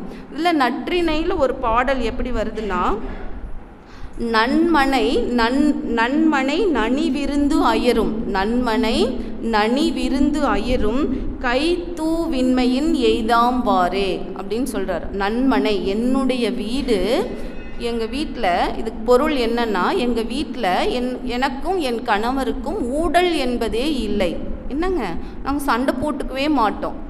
ஏன் அப்படின்னா எங்கள் வீட்டில் எப்பவும் உறவினர்கள் நிரம்பியே இருப்பாங்க, வருவாங்க இருப்பாங்க போவாங்க, திருப்பி இப்படி உறவினர்களோடே இருக்கணும். அவங்களுக்கு நாங்கள் பணிவிடை செய்கிறதுலையே எங்கள் நேரம் போகிறதுனால எங்கள் வீட்டில் என்னதுங்க, எனக்கும் என் கணவனுக்கும் ஊடல் என்பதே இல்லை அப்படின்னு ஒரு மனைவி சொல்வதா ஒரு நற்றிணை பாடல் இருக்குது. சரிங்களா? இந்த பண்புக்கு தான் பேர் என்னங்க? விருந்தோம்பல் பண்பு அப்படின்னு சொல்லுது. இப்போ இந்த பண்பில் நாம் எப்படி இருக்கிறோம்? நாமெல்லாம் ஓகேங்களா? நம்ம வீட்டுக்கு உறவினர்கள் வந்து வந்து வந்து இருந்து இருந்து இருந்து போனாங்கன்னா நம்ம எல்லாம் நல்லா கவனித்து சூப்பராக பண்ணிடுவோமா அப்படிங்கிறத இப்போது எப்படி இருக்கிறாங்க அப்படின்னு சொல்லி பாருங்கள். சரிங்களா? ஒரு வியாபாரி, அவர் வணிகர் கடை வச்சிருக்கிறார். சரிங்களா? அவர் பேர் வைத்தி. அவர் வந்து நல்ல ஒரு சிவபக்தர். டெய்லியும் யாராவது சிவனடியார்களுக்கு வந்து உணவு கொடுக்கணுங்கிறது அவருக்கு ரொம்ப பிடிச்ச செயல். சரிங்களா? அவர் கடை கொஞ்சம் முன்னாடினா ஒரு 2 ஸ்ட்ரீட் தள்ளி அவர் வீடு இருக்குது. அப்போ கடைக்கு அந்த பக்கம் யாராவது சிவனடியார் போனால் டெய்லியும் 2 பேர் 3 பேர்த்த வீட்டுக்கு அனுப்புவார். போங்க எங்கள் வீட்டில் சாப்பிட்டுட்டு வாங்கன்னு சொல்லி அனுப்புவார். இப்படியே டெய்லி பண்ணிகிட்ருக்கிறாரு. அந்த அம்மாவுக்கு செம கடுப்பாயிருச்சு. சரின்ட்டு அன்னைக்கு ஒருத்தர் வராரு அவர் கடைக்கு. சரிங்களா? வந்தார். இவரும் சாமி எங்கள் வீட்டில் போய் உணவு அருந்திட்டு வாங்க அப்படின்னு சொல்கிறாரு. அவருக்கு பசி. சரி கண்டிப்பாக போகிறேன்னு சொல்லி வீட்டு வழியெல்லாம் சொல்லி அங்கே போய் கேளுங்க சொல்லுவாங்க அப்படின்னு சொல்கிறாரு. இவர் கரெக்டாக வீட்டுக்கு போயிட்டார். அப்புறம் இந்த அம்மாவும் வாங்கன்னு சொல்லி உபசரித்து ஹாலில் உட்கார வச்சுட்டு ஒரு பூஜை ஒன்று இந்த அம்மா பண்ணிட்டு வந்துடுறேங்க, நாங்கள் உங்களுக்கு உணவு அளிக்கிறேன் அப்படின்னு சொல்லிட்டு ஹாலில் உலக்கை, இந்த குத்துற இல்லைங்களா, நெல் குத்துற உலக்கை, அதை எடுத்துகிட்டு வந்து வச்சு அதுக்கு கற்பூரம் சந்தனம் குங்குமம் எல்லாம் வச்சு தீபம் தூபம் எல்லாம் காமிச்சு பூஜை பண்ணுறாங்க. இவருக்கு ஒன்றும் புரியல, என்னடா பூஜை வினோதமாக இருக்குது, இது என்ன பூஜைங்க அப்படின்னு சொல்லி கேட்குறாரு இவர். அப்போ அந்த அம்மா சொல்லுது, எங்கள் வீட்டுக்கு யார் சாப்பிட வந்தாலும் எங்கள் வீட்டுக்காரர் இந்த உலக்கையால் தலையிலேயே 3 தடவை அடிப்பார். என்ன பண்ணுவாருங்க, தலையிலேயே 3 தடவை அடிப்பார். அதுக்கப்புறம் நாங்கள் சாப்பாடு போட்டு நல்லபடியாக அனுப்பி விட்டுருவோம் அப்படின்னு சொல்கிறார். இப்போ எனக்கும் இப்படி தான் அடிப்பாரா அப்படின்னு கேட்குறாரு. கண்டிப்பாக உங்களுக்கும் 3 தடவை அடிப்பார், அதுக்கப்புறம் நல்ல விருந்து சாப்பாடு போடுவோம், நாங்கள் எப்பயுமே இப்படி தான் பண்ணுவோம் அப்படின்னு சொல்கிறாங்க. இவருக்கு பயம் பிடிச்சிச்சு, ஓட்டம் பிடிச்சிட்டாரு. சரிங்களா? இப்போ கரெக்டாக அவர் என்ட்ரன்ஸ் உள்ளே வராரு. எங்கம்மா அவர் காணோம் அப்படின்றாரு. இந்த அம்மா டெக்னிக், நமக்கு தான் அந்த டெக்னிக்லாம் நல்லா தெரியுங்களே. அப்புறம் இந்த அம்மா டெக்னிக்காக சொல்கிறாங்க, இல்லைங்க அவர் வந்தார், உலக்க வேணும்னு கேட்டார், நான் போய் உள்ளே எடுத்துகிட்டு வர்றதுக்கு லேட் ஆயிடுச்சு, கோச்சிட்டு போயிட்டாருங்க அப்படின்னு சொல்லிச்சு. அட இதுக்காகவும் மனுஷன் கோச்சாரு, கொண்டா கொடு, நான் கொடுத்து கூட்டிகிட்டு வரேன் அப்படின்னு சொல்லி கூட்டிகிட்டு இந்த கொண்டுட்டு போகிறாரு. கொஞ்சம் தூரம் போனால் அவர் போயிட்டுருக்கிறாரு. இந்தாங்கன்ட்டு இவர் போகிறாரு. அவர் என்ன நினைப்பார், அவர் அடிக்கிறதுக்கு தான் வராருன்னு சொல்லிட்டு ஓட்டம் பிடிச்சவர் அதுக்கப்புறம் அந்த ஊர் பக்கமே வரலைங்க. அப்போது நம்மளுடைய பண்டைய தமிழர் விருந்தோம்பல் எப்படி இருந்தது, இப்போது நம்ம உண்மையாக மைண்ட் செட் பார்த்திங்கன்னா நமக்கு அப்படி தான் இருக்குது. நம்ம வேலையாக இருக்கும்போதோ இல்லை வேலை செஞ்சு டயர்டாக இருக்கும்போதோ யாராவது வந்தாங்கன்னா சலுப்பாக இருக்குது. என்னங்க, நாம் கொடுக்கறது என்னங்க, வெறும் டீ மட்டும்தான். அவங்களும் நம்ம வீட்டில் ஒன்றும் சாப்பிட போகிறதில்ல. அதுக்கே நமக்கு எப்படி இருக்குதுங்க, சலுப்பாக இருக்குது. அப்போது அந்த கேரக்டர் பாருங்கள், அந்த பாரம்பரியமாக வந்துட்டு இருந்த இது எப்படி மாறி போச்சுன்னு பாருங்கள். சரிங்களா? இப்போ நமக்கு வேலையே இல்லை, வீட்டில் சும்மாவே தான் இருக்கிறோம். சும்மா இருந்தே நம்மள டயர்ட் ஆகிட்டோம். சரிங்களா? சும்மா இருந்தே நாம் டயர்ட் ஆகிட்டோம்னு சொல்கிறோம். இப்போ இது ஒன்று. அடுத்தது பாருங்கள், நமக்கு பிரச்சனை சுற்றி இந்த வள்ளுவர் சொல்கிறார் பார்த்தீங்களா, இல்வாழ்வான் இல்லறத்தில் இருக்கிறவங்க நமக்கு ஒரு 4 வகையில் பிரச்சனை வந்துக்கிட்டே இருக்குதுங்களாமா. 4 வகையில் தான் நம்ம பிரச்சனையே அப்படின்னு சொல்லி சொல்கிறாங்க. முதல்ல என்ன பிரச்சனைன்னா, பொருள் அல்லது பணம் தொடர்பான பிரச்சனை. என்னதுங்க? பொருள் அல்லது பணம், அது நமக்கு தேவை, அதில் எங்கேயோ இடிக்குது, அதனால பிரச்சனை. 2வது உடல் நலம் சார்ந்த பிரச்சனை. 2வது என்னங்க? உடல் நலம் சார்ந்த பிரச்சனை. 3வது மனநலம் சார்ந்த பிரச்சனை நமக்கு. அடுத்தது உறவுகள் சார்ந்த பிரச்சனை. இப்படி 4 வகையில் நமக்கு ஏதாவது ஒன்று வந்துக்கிட்டே இருக்குது. ஃபஸ்ட்டு அந்த பொருள் அல்லது பணம் சார்ந்த பிரச்சனை இருக்குது இல்லைங்களா, அதுக்கு எப்படி அப்படின்னு பார்த்தா, இந்த பொருள் அப்படின்றது நம்ம செய்கிற பிஸ்னஸ், தொழில், நம்ம என்ன தொழில் செய்கிறோமோ அது பொறுத்து தான் நமக்கு வருமானம் இருக்குது. இப்போ இதுலேயே 2 வகையில் இருக்குதான், ஹார்ட் ஒர்க், ஸ்மார்ட் ஒர்க். என்னதுங்க? Hard work, smart work. Hard ஒர்க்னா என்னதுங்க? கடின உழைப்பு. ஸ்மார்ட் ஒர்க் அப்படின்னா மைண்டில் யோசித்து அதை டெக்னிக்காக அதை கொண்டு போய் அதில் சக்ஸஸ் பண்ணுறது. சரிங்களா? இப்போ இது உண்மையாக நடந்ததுங்க. நம்ம தமிழ்நாட்டில் கோயம்புத்தூர் சைடு அந்த அம்மா இருக்கிறாங்க. அவங்க 2 பொண்ணுங்க. அவங்க ஒரு 8 வயசு 7 வயசு 2 பொண்ணுங்க. அவங்க சின்ன வயசாக இருக்கும்போதே அவங்க அம்மா அப்பா எல்லாம் இறந்துடுறாங்க. அவங்க பாட்டி தான் வளர்த்துறாங்க. ஒரு பாட்டியும் ஒரு 14-13 வயசில் அந்த பாட்டியும் இறந்துட்டாங்க. இப்போ சொந்தக்காரங்கெல்லாம் சேர்த்து அவங்கள ஒரு ஹோமில் கொண்டு போய் விட்டுட்டாங்க. ஹோமில் 12வது வரைக்கும் தான் அவங்க இருக்க முடியும். 12வது வரைக்கும் படிச்சுட்டாங்க. வெளியில் சொந்தக்காரங்கெல்லாம் பார்த்து சரி 2 பிள்ளைங்கள தனியாக எங்கே விடுறதுன்னு அவங்க சொந்தத்திலேயே ஒவ்வொரு பசங்களுக்கு கல்யாணம் பண்ணி வச்சுட்டாங்க. அப்போ இந்த அம்மாவுக்கு ரொம்ப படிக்கணும்னு ஆர்வம், ஆனால் படிக்க முடியல. அப்போது அவங்க வீட்டுக்காரரோட அந்த சொந்தக்காரங்களோட சேர்ந்து சமையல் வேலைக்கு போகிறாங்க. சரிங்களா? சமையல் வேலைக்கு போய் அந்த பக்குவம் எல்லாம் ஒரு 4-5 வருஷத்தில் அவங்களுக்கு நல்லா புரிபட்டுருச்சு. அப்புறம் அதில் நல்லா எல்லாமே அதாவது எல்லாம் நல்லா டெக்னிக் கற்றுக்கிட்டு அவங்க வீட்லேயே கேட்டரிங் மாதிரி ஆரம்பிக்கிறாங்க. சரிங்களா? அவங்களுக்கு இப்போ 45 வயசு தாங்க இப்போ அவங்களுக்கு செய்கிறாங்க. அப்புறம் நல்லா சுவையாக இருக்குது. பக்கத்தில் எல்லாம் ஆர்டர் எடுத்து எல்லாம் செஞ்சு கொடுக்குறாங்க. அப்புறம் இதுக்காக ஒரு கிளாஸ் போடுறாங்க. நிறைய அவங்க செய்கிறது எல்லாமே செக் எண்ணெய் அந்த மாதிரி எல்லாமே அவங்களே தயார் பண்ணின மசாலா இப்படி போட்டு தான் தரமாக எல்லாம் பண்ணி கொடுக்குறாங்க. நல்லா பக்கத்தில் இருக்கிறவங்க எல்லாம் நல்லா ஆர்டர் அவங்களுக்கு நல்லா போச்சு. இந்த அம்மா டெக்னிக்காக என்ன பண்ணாங்கன்னா, அவங்க செய்கிறத எத்தனையும் வீடியோ எடுத்து யூடியூப்பில் போட்டாங்க. என்னதுங்க? யூடியூப்பில் போட்டாங்க. ஏகப்பட்ட ஃபாலோவர்ஸு. அவங்க செய்கிற ஊறுகாய் தொக்கு எல்லாம் இப்போ ஃபாரின் எக்ஸ்போர்ட் பண்ணுறாங்க. சரிங்களா?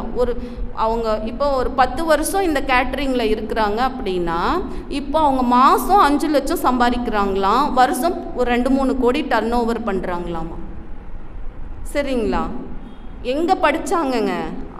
யாராவது ஹெல்ப் பண்ணாங்களா? யாருமே இல்லை. ஹோமில் படித்தாங்க. அப்புறம் சொந்தக்காரங்களை கல்யாணம் பண்ணிட்டாங்க. ஆனால் இதுதாங்க, ஹார்ட் ஒர்க்கும் இருக்குது, அதோட என்ன இருக்குதுங்க, ஸ்மார்ட் ஒர்க்கும் இருக்குது. அப்போ பொருளாதாரத்தில் பாருங்கள் எவ்வளவு ஒரு மேலே நிலைமைக்கு போயிட்டாங்க. அந்த நம்ம நிறைய ஃப்ரீ சர்வீஸ்லாம் பண்ணுறாங்க. மலைவாழ் மக்களுக்கெல்லாம் போய் இவங்க பண்ணுற இந்த இதெல்லாம் அவங்களுக்கும் பண்ணுறதுக்கு ஃப்ரீயாக கிளாஸ் எடுத்து கற்றுக் கொடுக்குறாங்க. ஒவ்வொன்றையும் அவங்க என்ன பண்ணாங்க, அந்த வீடியோ போட்டது தான் அவ்வளவு ஒரு இதுக்கும் காரணம். அவங்க பண்ணுற அந்த சர்வீஸையும் வீடியோ போடுறாங்க. எல்லாம் ஃபாரின்லேருந்து ஏகப்பட்ட ஆஃபர் அவங்களுக்கு. சரிங்களா? அப்போ பொருள் சார்ந்த பிரச்சனை, பணம் சார்ந்த பிரச்சனை அப்படின்னா மிஸ்டேக் எங்கே இருக்குதுங்க? நாம் இந்த ரெண்டில் தான், ஹார்ட் ஒர்க் ஸ்மார்ட் ஒர்க், இதில் தான் ஏதோ என்ன பண்ணியிருக்கிறோங்க, மிஸ்டேக் பண்ணியிருக்கிறோம். அப்போ அதை சரி பண்ணோம்னா இதிலிருந்து நாம் கண்டிப்பாக வெளியே வந்துடலாம் அப்படின்னு சொல்கிறாங்க. ரெண்டாவது உடல் நலம் சார்ந்த பிரச்சனை. சரிங்களா? இப்போது நமக்கு ஒவ்வொருத்தருக்கும் 2 குடும்பம் இருக்குதுங்களாமா. ஒன்று அகக்குடும்பம், இன்னொன்று புறக்குடும்பம். சரிங்களா? புறக்குடும்பம், அகக்குடும்பம் அப்படின்னு 2 குடும்பம் இருக்குதுங்களாம். அகக்குடும்பம் அப்படின்னா என்னன்னு சொல்லுங்கள். அகக்குடும்பம் அப்படின்னா நம்ம உடலுங்களாமா. சரிங்களா? புறக்குடும்பம் அப்படிங்கிறது நம்ம ஃபேமிலி, நம்ம வீட்டில் இருக்கிறவங்க. சரிங்களா? இந்த அகக்குடும்பத்தை சரியாக கவனிக்கல அப்படின்னா சூரிய குடும்பத்தில் நாம் இருப்பதற்கு இடம் இல்லை. ஆமாவா இல்லைங்களா? இங்கே விட்டுட்டன்னா சூரிய குடும்பத்தில் நம்மளால் இருக்கவே முடியாது அப்படின்னு சொல்கிறாங்க. மற்ற உயிர்களுக்கு ஒருவன் செய்யும் பாவத்திற்கு விமோச்சனம் உண்டு, ஆனால் அவன் உடலுக்கு அவன் செய்யும் பாவத்திற்கு விமோச்சனம் என்பதே கிடையாது. எதுவுமே விமோச்சனமே கிடையாதுங்களாம். ஏன் அப்படின்னா காரணம், அந்த உடல் அவன் உயிரை அறிவதற்கு இறைவனால் படைக்கப்பட்டுள்ளது. அந்த உடல் அவனுடைய உயிரை அறிவதற்காகவே இறைவன் அறிவதற்கு படைக்கப்பட்டது. அந்த என்னதுங்க, அந்த உடல். சரிங்களா? அப்போ அவ்வளவு சிறப்பு வாய்ந்த இந்த உடம்பை வச்சு தான் நம்ம எங்கே போகலாங்க, ஃபேமிலியில் இருந்துட்டு நம்ம எங்கே வரைக்கும் போகலாங்க, இறைவன் வரைக்கும் போகலாம். பார்த்தீங்களா? அவ்வளவு சிறப்பு வாய்ந்த இந்த உடலை நாம் எந்த அளவுக்கு கவனிக்கிறோம் அப்படின்னு பார்த்தீங்கன்னா ஒரு மிகப்பெரிய கேள்விக்குறி தான். உடலுக்கு ஒருவன் செய்யும் தொண்டே பூஜை. உடலுக்கு ஒருவன் செய்யும் தொண்டே பூஜை. உடலுக்கு உள் சென்று உனக்காக உழைக்கும் உறுப்புக்களை வணங்குவது ஆலயம் சென்று வணங்குவதை விட மேல். சரிங்களா? நம்ம உள்ள உறுப்பு அத்தனை வேலை நமக்காக செஞ்சிட்ருக்குது. அதையெல்லாம் கண்டுக்காமல் எங்கே போய் சாமி கும்பிட்டாலும் இது போயிடுச்சுன்னா ஒன்றும் பண்ண முடியாது. சரிங்களா? அப்போ அந்த உடல் அப்படிங்கிறதுக்கு நம்ம ரொம்ப ரொம்ப ரொம்ப ஒரு முக்கியத்துவம் கொடுத்து அதை பேணி காக்கணும். சரிங்களா? ஆனால் நம்மளால் என்ன பண்ண முடியலைங்க, கீழே தான் உட்கார முடியல. என்ன பண்ண முடியலைங்க, கீழே தான் உட்கார முடியல. உட்காந்தா எந்திரிக்க முடியல. கொஞ்சம் தூரம் நடந்தால் என்ன வலிக்குதுங்க, முட்டியெல்லாம் வலிக்குது. இங்கேருந்து பார்த்தீங்கன்னா 10 நிமிஷத்தில் நடந்து போயிடலாம். ஆனால் கார் நம்மளை விடணும், கார் என்ன பண்ணணுங்க, கூட்டிகிட்டு போகும். இப்படி நம்ம உடம்பு என்ன பண்ணுறோங்க, சொகுசாகவே வச்சு நம்ம என்ன பண்ணிட்டோங்க, அதையே நாமளே கெடுத்து நம்ம உடலில் தான் அந்த மனம்தான் அறிவு தான் ஆன்மா, அந்த ஆன்மா தான் இறைவன். அப்போ அப்படியே மேலே போனால் அங்கேயே போகிறக்கு தகுதியாக இருக்கிற இதை நாம் என்ன பண்ணிகிட்ருக்குறோங்களா, பால்படுத்திகிட்ருக்குறோம். ஏன்னா புரிஞ்சிக்க மாட்டேங்கிறோம் அப்படின்னு சொல்கிறாங்க. சரிங்களா? இப்போது ஒரு டாக்டர், செங்கல்பட்டில் ஒரு டாக்டர் இருக்கிறார். சென்னையிலேருந்து ஹஸ்பண்ட் அண்ட் ஒய்ஃப் 2 பேரும் ட்ரீட்மெண்ட்டுக்காக வர்றாங்க. அப்புறம் அந்த டாக்டர் அவருக்கு சுகர் ரொம்ப நிறையா இருக்குது, நல்லா வாக்கிங் போங்க, நல்லா நடங்க அப்படின்னு சொல்லிட்டாரு. இந்த அம்மா போயிட்டாங்க, ட்ரீட்மெண்ட் கன்சல்ட் பண்ணிவிட்டு போயிட்டாங்க. இந்த அம்மா ஒரு வாரம் கழித்து சென்னையிலேருந்து அந்த டாக்டருக்கு ஃபோன் பண்ணுது. டாக்டர், நான் போன வாரம் உங்கள் ஹாஸ்பிட்டலுக்கு வந்தேன்ல, சத்தியமூர்த்தி, அவங்க ஒய்ஃப் தான் நான் பேசுகிறேன், சத்தியமூர்த்தி என் கணவர் பேர், அவரோட ஒய்ஃப் தான் நான் பேசுகிறேன் அப்படின்னு சொல்கிறாரு. இப்போ டாக்டர் கேட்குறாரு, என்னம்மா சத்தியமூர்த்தி நல்லா இருக்கிறாரா, எப்படி இருக்கிறாரு அப்படின்னு கேட்குறாரு. இவர் சொல்கிறாரு, டாக்டர் நீங்கள் நடந்தால் நல்லதுன்னு சொன்னீங்க, அவர் நடந்தே சென்னையிலேருந்து இப்போ ராமேஸ்வரம் போயிட்டாரு. அங்கே இருந்துட்டு எப்போ வருதுன்னு கேட்குறாரு. எப்போ டாக்டர் வர சொல்கிறது அப்படின்னு இந்த அம்மா கேட்டுச்சான். அப்போது நாம்ளும் அப்படி தான், உடம்புக்கு நல்லதுன்னு உடற்பயிற்சி, காயகல்பம், உணவில் ஒழுங்கு, இதுவும் என்னென்னமோ எல்லாம் நமக்கு இருக்குது. அந்த அம்மா கேட்குற மாதிரியே தான் நம்ம கேட்டுட்ருக்குறோம். எப்போ டாக்டர் வருது, அப்போ அந்த மாதிரி நம்ம என்ன பண்ணிகிட்ருக்குறோங்க, நாளைக்கு பண்ணிக்கலாம். அப்போது இதையும் பண்ணுறதில்ல, உணவுலேயும் நம்ம என்ன பண்ணுறது இல்லைங்க, ஒரு மாற்றத்தை கொண்டு வருவதே இல்லை. ஒரு 2 நாளைக்கு செய்கிறோம், அப்புறம் முடியல, ஐயோ சாமி இது யார் செய்கிறது, மாவு அரைச்சி வை 4 படி ஃப்ரிட்ஜில் போட்டு தள்ளு, 10 நாளைக்கு இட்லி தோசையே நைட்டானால் என்ன பண்ணுறோங்க, குழம்பு வச்சுட்டு வந்தாச்சு, போனால் தோசை ஊற்றி கொடுத்துடலாம், வேலை முடிஞ்சுது அப்படின்னு சொல்லிட்டு நாம் என்ன பண்ணுறோங்க, நம்முடைய உடம்பை நாம் கெடுத்துகிட்டே இருக்கிறோம். நம்ம சோம்பேறித்தனமாக இருக்கிறதுனால நம்ம ஃபேமிலியோட ஆரோக்கியத்தையும் நாம் என்ன பண்ணுறோங்க, கொஞ்சம் கீழே கொண்டு போயிட்டே இருக்கிறோம் அப்படின்னு சொல்கிறாங்க. அப்போ இதுலேயும் நமக்கு ஒரு தெளிவு வேண்டும் அப்படின்னு சொல்கிறாங்க. அடுத்தது மனநலம் சார்ந்த பிரச்சனை. என்ன பிரச்சனைங்க, மனநலம் சார்ந்த பிரச்சனை நமக்கு. சரிங்களா, இப்போது நான் இருக்கேன்னு வச்சுக்கோங்க, எங்கள் ஊரில் கொஞ்சம் நல்ல வாக்கிங் ஜாக்கிங்லாம் சூப்பராக போகலாம். கொஞ்சம் தூரம் போனால் வயல் காடு, அப்படியே போனால் வாய்க்கால் ஓடும், நல்லா 1 மணி நேரம் நீட்டாக நடந்துட்டு வரலாம். இப்போ நான் வாக்கிங் போகிறேன்னு வச்சுக்கோங்களேன், நல்லா வேகமாக நான் வாக்கிங் போயிட்டுருக்கிறேன். கொஞ்சம் தூரம் ஒரு 1/2 கிலோமீட்டருக்கு அந்த பக்கம் இன்னொருத்தர் வாக்கிங் போயிட்டுருக்கிறார், அவர் கொஞ்சம் வேகமாக நடந்துட்டுருக்கிறாரு. இப்போ நான் நடந்துட்டு இருந்தேன், எனக்கு ஒரு யோசனை, அவரை போய் முந்திட்டு போனால் என்ன அப்படின்னு சொல்லிட்டு கொஞ்சம் கொஞ்சமாக ஸ்பீடை இன்க்ரீஸ் பண்ணி போய் அப்படியே கொஞ்சம் டிஸ்டன்ஸ் கம்மியாகிட்டே வருது. கடைசியில் ஒரு 100 அடி தூரம் வந்துட்டேன். அப்படியே இன்னும் கொஞ்சம் நல்லா ஸ்பீடு இன்க்ரீஸ் பண்ணி ஒரு கட்டத்தில் நான் அவரை முந்திட்டு போயிட்டேன். சரிங்களா, அப்படியே எனக்குள்ள ஒரு சந்தோஷம், நான் என்ன பண்ணிட்டேன், அவரை முந்தி வந்துட்டேன் அப்படின்னு சொல்லிட்டு. நான் அவர் கூட போட்டி போடுறேங்கிறது அவருக்கு தெரியுங்களா, தெரியாது. அவர் பாட்டுக்கு என்ன பண்ணிட்டாருங்க, அவர் போயிட்டார். நான் முந்திட்டு வரேன்னு சொல்லிட்டு என்ன பண்ணிட்டேன்னா, எங்கள் வீட்டுக்கு வர வளைவில் வராமல் அவர் வீட்டுக்கு வர வளைவில் போயிட்டு.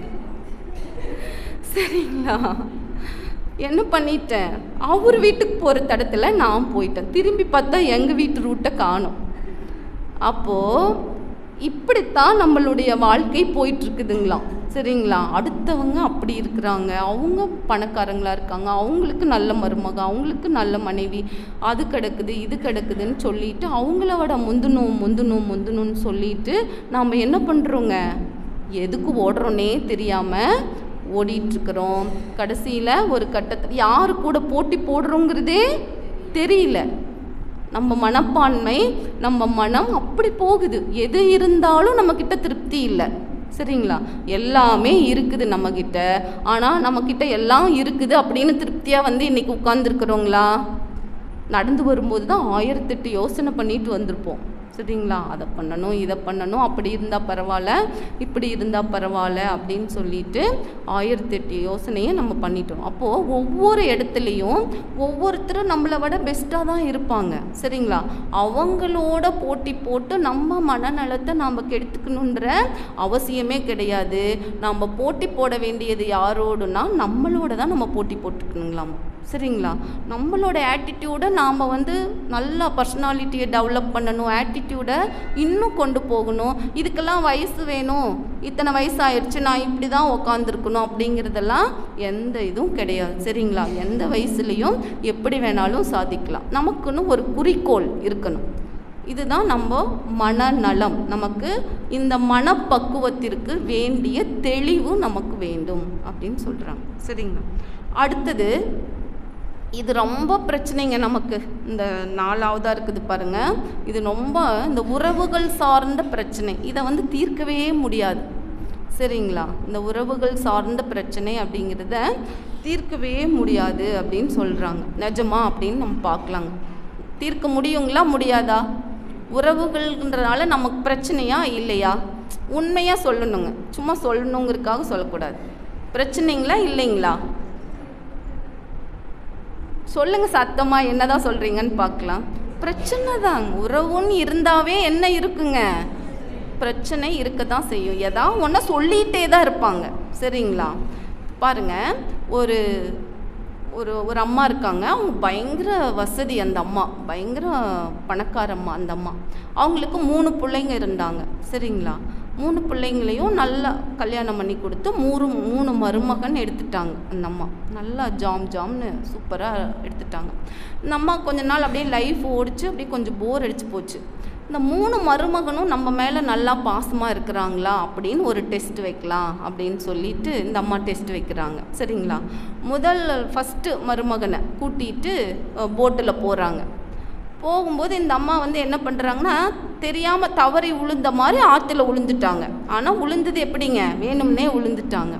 இந்த மருமகன் ஆற்றுல அவரு விழுந்து நீச்சல் அடித்து இந்த அம்மாவை தூக்கி போட்டில் போட்டு காப்பாற்றி கூட்டிகிட்டு வந்துட்டார். இந்த அம்மாவுக்கு அப்படியே பாசம், எப்படி மருமகன் பாரு நம்ம விழுந்தோன்னே எப்படி பதறினாரு அப்படின்னு இந்த அம்மாவுக்கு ரொம்ப அடுத்த நாள் காலையில் அந்த மருமகன் வீட்டுக்கு முன்னாடி மாருதி டிசையர் கார் நினைச்சாமா, மாமியாரின் அன்பு பரிசு அப்படின்னு போட்டிருந்துதான். மருமகனுக்கு ரொம்ப சந்தோஷம். சரிங்களா, அந்த அம்மா பரிசு கொடுத்துட்டாங்க. இதே மாதிரி டெஸ்ட் வைக்க 2வது மருமகனையும் கூட்டிகிட்டு போனாங்க. அதே மாதிரி விழுந்தாங்க. அதே மாதிரி அவரும் பதறி அடித்து என்ன பண்ணாருங்க, விழுந்து காப்பாற்றிட்டார். அதே மாதிரி மாருதி டிசையர் கார் அவர் வீட்டுக்கு மாமியாரின் அன்பு பரிசு அப்படின்னு சொல்லிட்டு. சரிங்களா, இப்போ 3வது மருமகனுக்கும் டெஸ்ட் வைக்கிறாங்க. அதே மாதிரி போட்டு அதே சுச்சுவேஷன். சரிங்களா, இந்த அம்மா குதிச்சுட்டு காப்பாற்றுங்குது. அவரு கண்டுக்கவே இல்லை, சட்டையே பண்ணிக்கல. இந்த அம்மா என்னென்னமோ சொல்லி பார்க்குதா, ஐயோ நான் செத்து போயிடுவேன், காப்பாற்றுங்குது. அவரு கண்டுக்கவே இல்லை. சொல்கிறாரு, பிள்ளையா பெற்று வச்சிருக்கிற, உன் பிள்ளை கூட பண்ணுறது இது தாங்க முடியல, நான் டெய்லியும் செத்துக்கிட்டு இருக்கிறேன் அப்படின்னு அவர் ரொம்ப கடுப்பாக பேசுகிறாரு. இந்த அம்மா சொல்லுது, நான் இனோவா கார் வாங்கித்தரேன், தயவு செஞ்சு காப்பாற்றுங்குது. அவர் கண்டுக்கவே இல்லை, போட்டில் வந்துட்டார். அந்த அம்மா இறந்துட்டாங்க. சரிங்களா, இறந்துருச்சு அந்த அம்மா. சரி, எல்லாம் அடுத்த நாள் காலையில் அந்த மருமகன் எந்திரிச்சு வர்றாரு. BMW கார் அவர் வீட்டுக்கு முன்னாடி நிற்கிது, மாமனாரின் அன்பு பரிசு. என்ன போட்டிருக்குதுங்க, மாமனாரின் அன்பு பரிசுன்னு போட்டிருக்குது. அப்போ பாருங்க, அவர் எவ்வளவு வெறுப்போடு அந்த அம்மா கிட்ட இருந்திருக்கிறாருன்னு பாருங்க. அப்போ இப்படி இருக்கும்போது நம்ம பிரச்சனை இல்லைன்னு சொல்ல முடியுங்களா? நம்ம வீட்டிலே இப்படி தாங்க நடக்குது. நம்ம வீட்டுக்காரரு நம்ம இல்லாதப்ப நம்மளை பற்றி கேட்டு பார்க்க சொல்லுங்கள், பயங்கரமாக சொல்லுவாங்க நம்மளை பற்றி. சரிங்களா, சொன்ன பேச்சே கேட்கறதில்ல, வாய் அதிகம், அது இது. எங்கள் வீட்டுக்காரெலாம் இப்படி தான் சொல்லுவார், சொன்ன பேச்சு கேட்கறதில்ல, வாய் அதிகம், நம்ம என்ன சொன்னாலும் செய்ய மாட்டேன்னு முடிவிலேயே இருப்பாங்க, அப்படி தான் சொல்லுவாங்க. அப்போ அவ்வளவு வெறுப்பில் தான் இந்த உறவு அப்படின்றது போயிட்டுருக்குதுங்களாமா. இப்போது ஏதாவது ஒன்று இந்த சொந்தக்காரங்க சொல்லிக்கிட்டே இருக்கிறாங்களே, என்ன பண்ணுறது அப்படின்னு சொல்லிட்டு ஒருத்தன் போய் ஒரு குரு கிட்ட கேட்குறாரு, ஏதாவது ஒரு சொந்தக்காரங்க என்னை வந்து அவமானப்படுத்திக்கிட்டே இருக்கிறாங்க, நான் என்ன பண்ணுறது அப்படின்னு சொல்லி கேட்குறாரு. என்னை பலரும் ஏதாவது ஒரு விதத்தில், எல்லாரும் ஏதாவது ஒரு விதத்தில் அவமானப்படுத்திகிட்டே இருக்கிறாங்க, நான் என்ன பண்ணட்டும்னு சொல்கிறாரு. குரு சொல்கிறாரு, அவற்றை பொருட்படுத்தாதீர்கள். என்ன சொல்கிறாரு, அதை கண்டுக்காதீங்க, பொருட்படுத்தாதீர்கள்னு சொல்கிறாரு. இவர் சொல்கிறாரு, என்னால் முடியவில்லை. என்னங்க, அது முடியல அப்படிங்கிறார். சரி, அப்படின்னா அந்த அவமானங்களை கடந்து செல்லுங்கள். என்ன பண்ணுங்க, பரவாயில்ல போனால் போதுன்னு சொல்லிட்டு விட்டுருங்க அப்படின்னு சொல்கிறாரு. இவர் சொல்கிறாரு, அதுவும் முடியவில்லை. போனால் அவங்க ஏதாவது சொல்லிட்டா என்னால் போனால் போகுதுன்னு என்ன பண்ண முடியலைங்க, விட முடியல. திருப்பி பேசினா தான் எனக்கு நிம்மதியாகவே இருக்குது. அப்போ அதுவும் முடியவில்லை அப்படின்றார். அப்போ குரு சொல்கிறாரு, அப்படி என்றால் அந்த அவமானங்களை கண்டு சிரித்து விடுங்கள் அப்படின்னு சொல்கிறாரு. அப்படின்னா அவங்க என்னமோ சொல்லிட்டு போகிறான், நீ சிரிச்சிரு, பைத்தியக்காரன் பேசுகிறான் அப்படின்னு நினச்சிட்டு சிரிச்சிட்டு போயிரு அப்படின்னு சொல்கிறாரு. அவன் சொல்கிறான், அதுவும் முடியவில்லை அப்படின்னு சொல்கிறார். அப்போ இந்த குரு சொல்கிறாரு, அவமானங்களை பொருட்படுத்த முடியவில்லை, நிராகரிக்க முடியவில்லை, கண்டு சிரிக்க முடியவில்லை என்றால் அந்த அவமானங்களுக்கு தகுதியுடையவர் நீங்கள்தான். என்னங்க, அப்போ அவன் பண்ணுறது என்னதான் சரி, உன்னை பேசுறது சரி அப்படின்னு சொல்கிறாரு. அப்போது யாராவது ஒருத்தன் சொல்லிட்டாங்கன்னு நாம் அதுக்கு பேச்சே பேசிட்டு அதையவே 1 மாதம் எடுத்துகிட்டு இருந்தோம்னா, நம்மளுக்கு குறிக்கோள்னு ஒன்று இருக்கணும், இலக்குன்னு ஒன்று இருக்கணும், அதை நோக்கிய பயணம் அப்படிங்கிறது ஒன்று இருக்கணும். சரிங்களா, அதெல்லாம் இல்லாதவங்க தான் இவங்க பேசுகிறாங்க அப்படின்றதுக்கு போய் பதில் பேசிகிட்டு இருப்பாங்களாமா. சரிங்களா, அப்போது நாம் இந்த உறவுகள் அப்படிங்கிற விஷயத்தில் இப்படித்தான் இருக்கணும் அப்படின்னு சொல்கிறாங்க. ஓகேங்களா, இது கரெக்டாக இருக்குதுங்களா இல்லையா, நம்ம லைஃபுக்கு மேட்ச் ஆகுங்களா ஆகாதுங்களா? ஆகும். சரிங்களா, பிடிவாதங்களை தளர்த்தி கொள்ளும் மனது பக்குவமடைகிறது. பிடிவாதங்களை சுமந்து திரியும் மனது பதற்றத்துடனேயே திரிகின்றது. பிடிவாதங்களை சுமந்து திரியும் மனது பதற்றத்துடனேயே திரிகின்றது. காலடியில் போட்டு நசுக்க வேண்டிய விஷயங்களை தலையில் தூக்கி வைத்து சுமப்பதால் தான் நிம்மதிக்கான வாய்ப்பு இல்லாமல் போகின்றன.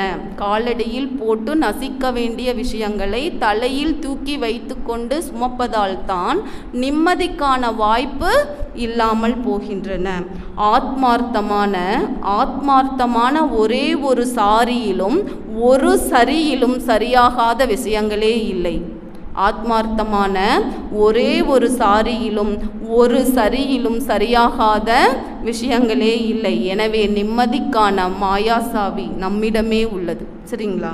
நிம்மதிக்கான அந்த மாயச்சாவி வெளியில் எங்கும் இல்லை, நம்மிடமே உள்ளது அப்படின்னு சொல்கிறாங்க. அப்போது இப்படித்தான் நம்ம உறவுகளை நம்ம என்ன பண்ணணுங்க, ஹேண்டில் பண்ணணும் அப்படின்னு சொல்கிறாங்க. அப்போ இந்த 4 விதத்தில் நமக்கு பிரச்சனை வந்துச்சுன்னா மனவளக்கலை அன்பர்கள் நாம் என்ன பண்ணக்கூடாதுங்க, யார் என்ன சொன்னாலும் எதையும் நம்ம என்ன பண்ணக்கூடாதுங்க, பொருட்படுத்தக்கூடாது.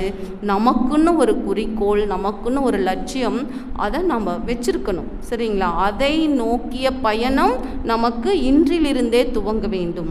சரிங்களா? இப்போ இருந்தே நம்ம ஸ்டார்ட் பண்ணிடணும். இப்போ குறிக்கோளும் லட்சியமும் யாருக்கு இருக்கணுங்க, நமக்கு இருக்கணும். நம்ம என்ன பண்ணுறோம், நம்ம பிள்ளைங்களுக்கு இருக்கணும்னு நினைக்கிறோம். யாருக்கு இருக்கணும்னு நினைக்கிறோங்க, நம்ம பசங்க பிள்ளைங்களுக்கு இருக்கணும்னு சொல்லிட்டு அவங்க மேலே போட்டு நாம் என்ன பண்ணுறோங்க, திணிக்கிறோம். அவங்களால முடியல பாவம். சரிங்களா? கம்பேர் பண்ணி என்ன பண்ணுறோம், 1 லட்சம் சம்பளம் வாங்கினா நம்ம பிள்ளை ஓகே, 30,000 சம்பளம் வாங்கிருச்சு அப்படின்னு சொன்னால் என்ன சொல்கிறேங்க, அது டவுன் மட்டம் அப்படிங்கிற மாதிரி யார் பேசுறதுங்க, நாமளே பேசுகிறோம். அப்போ குறிக்கோள் நமக்கு வேணும், அவங்க மேலே போட்டு நம்ம என்ன பண்ணக்கூடாதுங்க, திணிக்கக்கூடாது அப்படின்னு சொல்கிறாங்க.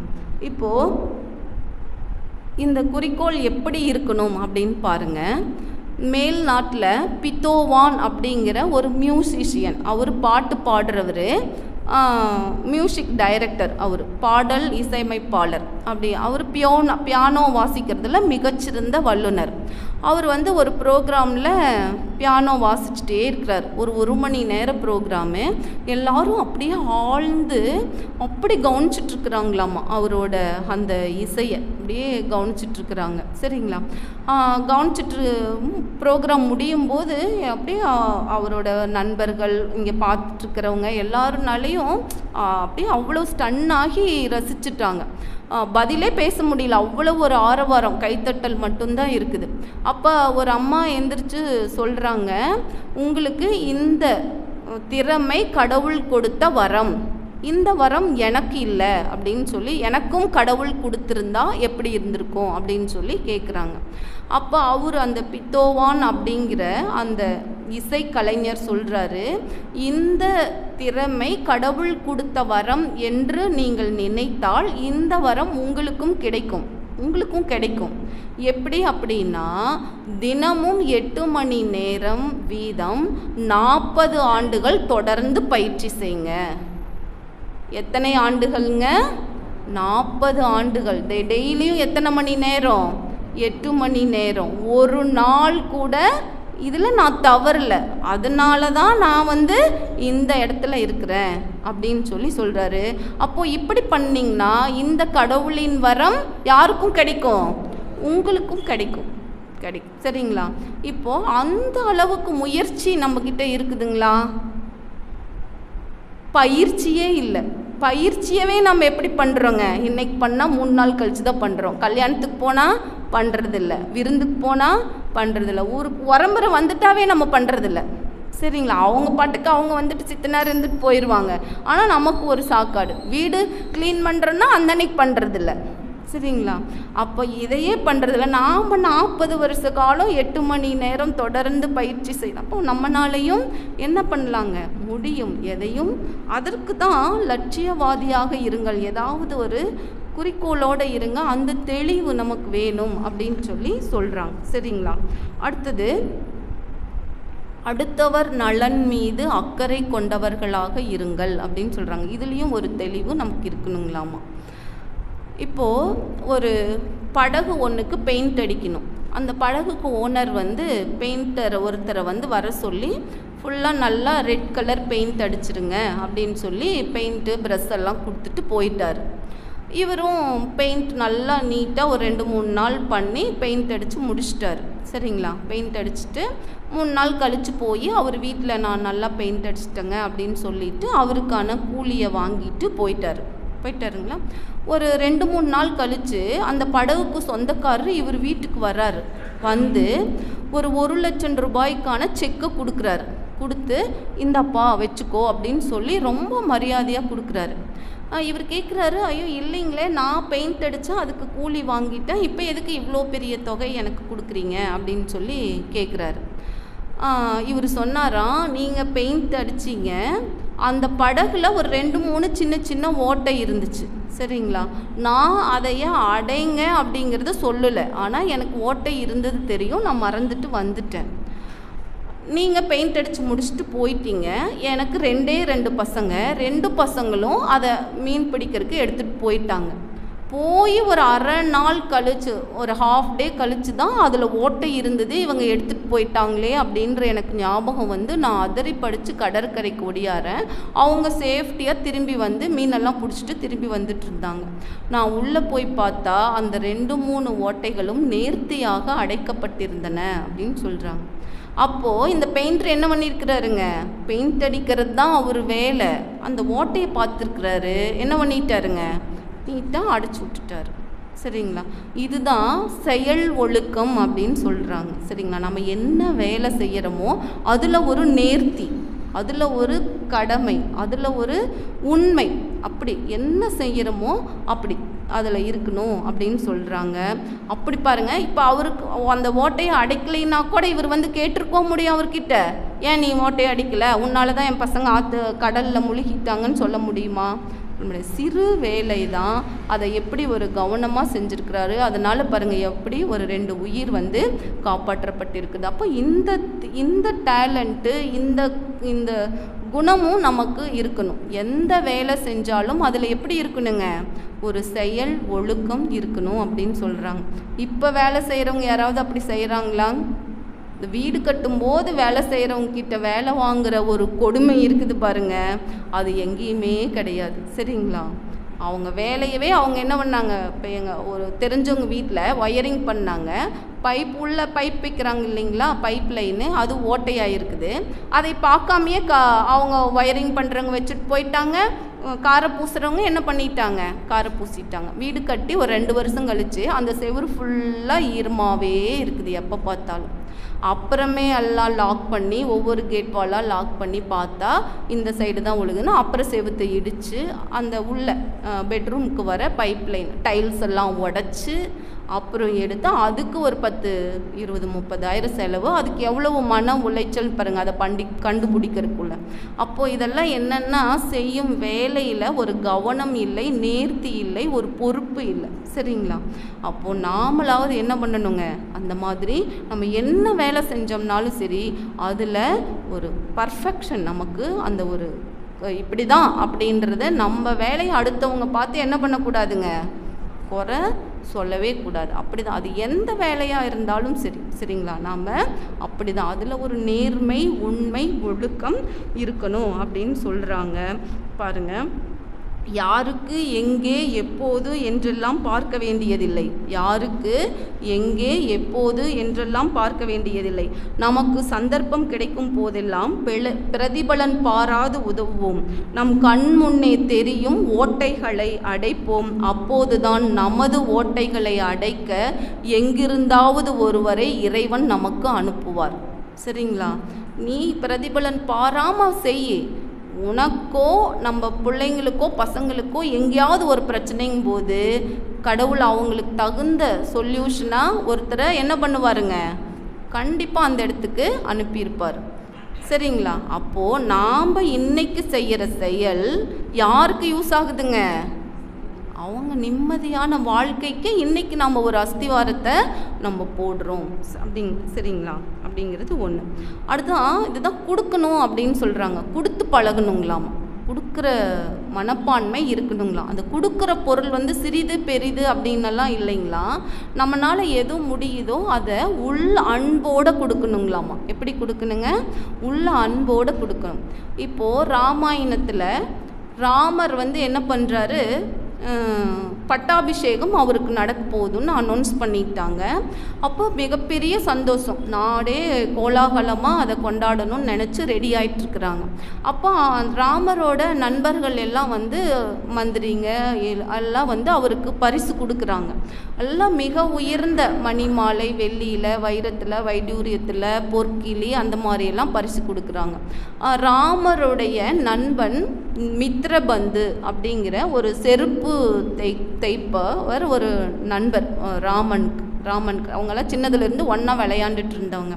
அப்போ அவர் வந்து ஒரு செருப்பு தைச்சிட்டு வந்து கொடுக்கலான்னு வராரு. இங்கே எல்லாம் இவ்வளவு காஸ்ட்லியாக கொடுத்துட்ருக்குறாங்க. இவர் கொடுக்கறக்கே தயக்கம், பின்னாடி வச்சு மறைச்சிட்டு நின்றுட்டுருக்கிறாரு. கொடுத்தா நம்மளை ஏதாவது ரொம்ப ஏதாவது பேசிடுவாங்களோ, சொல்லிடுவாங்களோ, ராமன் வாங்குவானோ மாட்டானோ தெரியலையே அப்படின்னு சொல்லிட்டு நின்றுட்டுருக்கிறாரு. அப்புறம் ராமரே பார்த்து, நீ என்ன கொண்டு வந்திருக்கிற, நான் உன்னோட பரிசு தான் நான் எதிர்பார்த்துட்டு இருந்தேன் அப்படின்னு சொல்லிட்டு கேட்குறாரு. இவர் அந்த செருப்பை கொடுக்குறாரு. வாங்கி போட்டால் அவரோட காலுக்கு அவ்வளோ ஒரு அழகாக அவருக்கே தைச்ச அந்த அளவாக அப்படி இருக்குது. இவர் சந்தோஷமாக வாங்கிட்டார். சரிங்களா. ஆனால் பட்டாபிஷேகம் நடந்ததுங்களா? நடந்ததா? நடக்கலை. அப்போ அவர் எங்கே போக வேண்டிய ஒரு சுச்சுவேஷன் வருதுங்க? காட்டுக்கு போக வேண்டிய ஒரு சுச்சுவேஷன் வருது.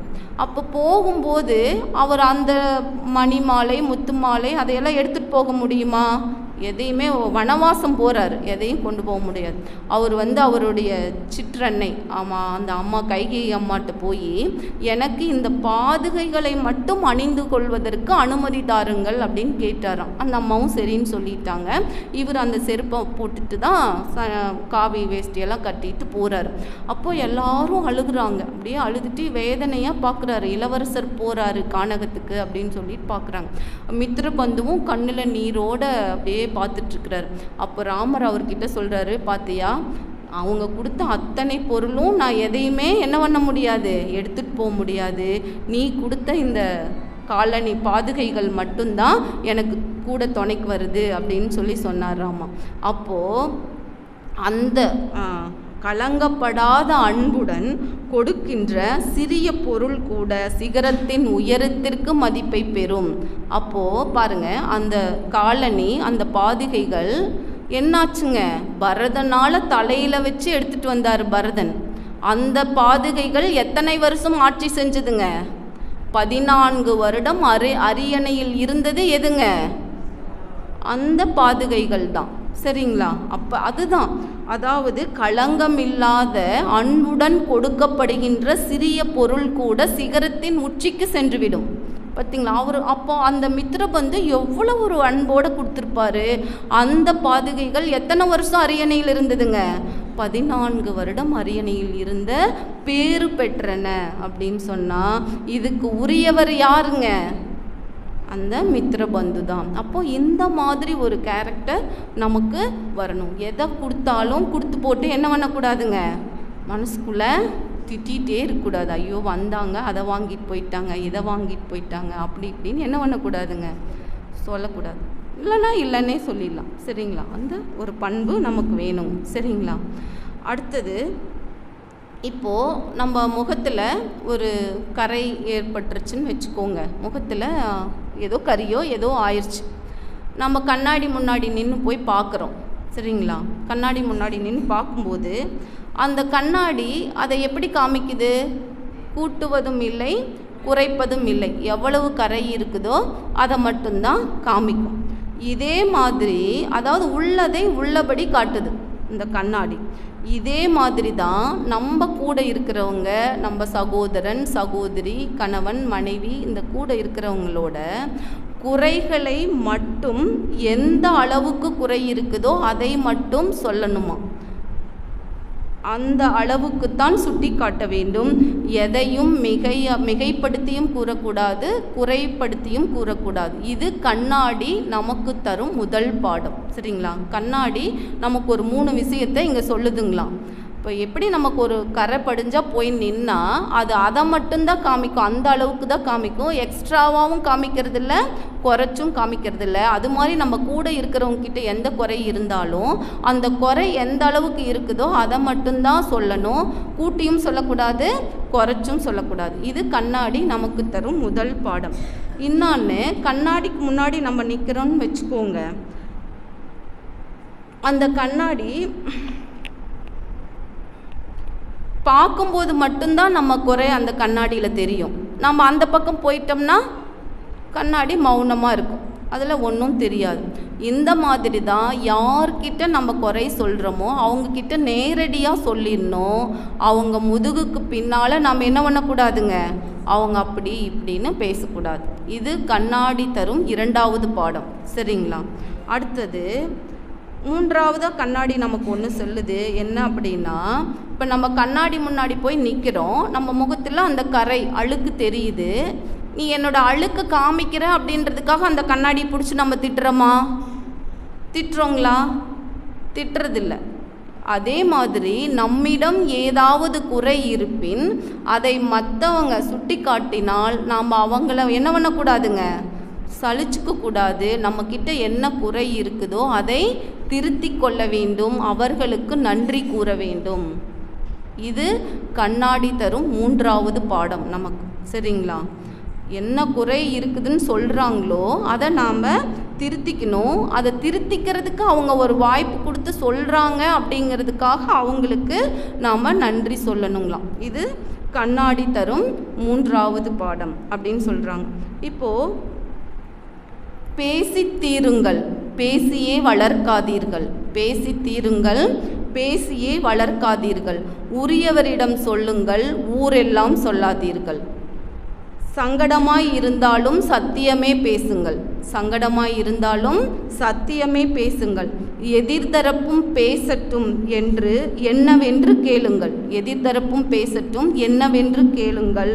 சீக்கிரம் தீர்வு வரும் பாருங்கள். யாரோடும் பகையில்லாமல் புன்னகைத்து வாழுங்கள். யாரோடும் பகையில்லாமல் புன்னகைத்து வாழுங்கள்.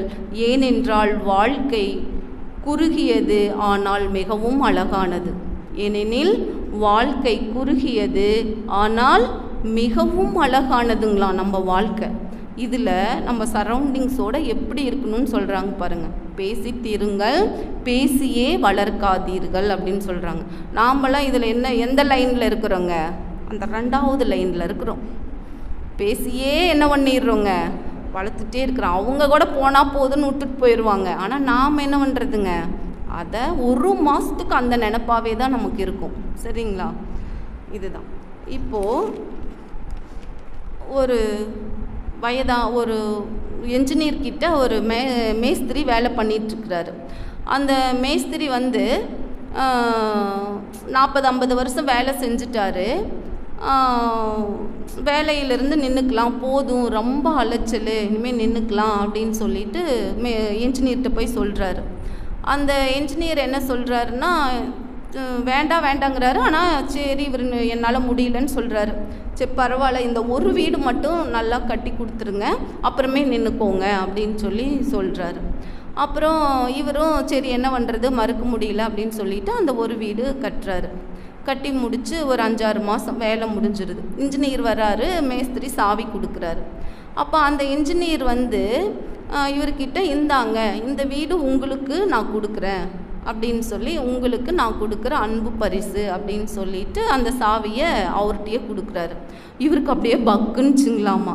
அடப்பாவி, எனக்கு கொடுக்குறேன்னு சொல்லியிருந்தீன்னா நான் எப்படி கட்டியிருப்பேன், இன்னும் ஒரு 2-3 ரூமு உள்ளே போட்டு டைல்ஸ் எல்லாம் காஸ்ட்லியாக போட்டு மரமெல்லாம் தேக்கு மரமாக போட்டு கட்டியிருப்பேன். ஆனால் இப்படி பண்ணிட்டியே, சொல்லாமல் சர்ப்ரைஸ் கொடுக்குறேன்னு சொல்லிட்டு என்ன பண்ணிட்ட, இப்படி பண்ணிட்டியே, இப்படி. அதுவும் இப்போ வேறவங்க அப்படி தெரியாமல் நம்ம உள்ளே போயிட்டோம்னா கூட நமக்கு அந்த குறை தெரியாது. இப்போ கட்டுனவரே போய் அங்கே இருக்க சொன்னால் அவருக்கு எப்படி இருக்குங்க, அங்கே பார்க்கும்போதெல்லாம் ஐயோ இப்படி ஆயிடுச்சு, இங்கே இப்படி பண்ணிட்டனே, அப்படி பண்ணிட்டனேன்னு என்ன இருக்குங்க, ரொம்ப அவர் அப்படியே அடிச்சுக்கிறாருங்களாமா. அப்போது என்ன அப்படின்னா, நம்ம வாழ்க்கையும் இப்படி தான். நமக்கு திறமை அப்படிங்கிறத கடவுள் கொடுத்துருக்குறாரு, அதை சரியாக யூஸ் பண்ணல. கடைசியாக நாம் கட்டின வீட்டில் ஒரு குறிப்பிட்ட நாள் கழித்து நம்மளையே போய் கடவுள் என்ன பண்ணிடுறாருங்க, உட்கார வச்சிடுறாரு. திறமையாக யூஸ் பண்ணுறதே இல்லை, வேறு எதுக்கோ கண்டபடி செலவு பண்ணிட்டோம். கடைசியில் அந்த வீட்லேயே நம்மளை உட்கார வச்சா நம்ம என்ன பண்ணுறோங்க, ஐயோ அப்பா அப்படின்னு சொல்லிட்டு ரொம்ப எனக்கு துன்பம் கஷ்டம் அப்படின்னு சொல்லிட்டு ரொம்ப அல்லல் படுறோங்களாம். இதுக்கு தான் இப்படி துன்பப்படும்போது தான் நாம் ஒரு இடத்துக்கு போகிறோம். எந்த இடம்னு சொல்லுங்கள், எங்கே போகிறோங்க? பொதுவாக நம்ம ஊரில் 3 இடத்துல கூட்டம் அதிகங்களாம். எங்கெங்கன்னு சொல்லுங்கள்.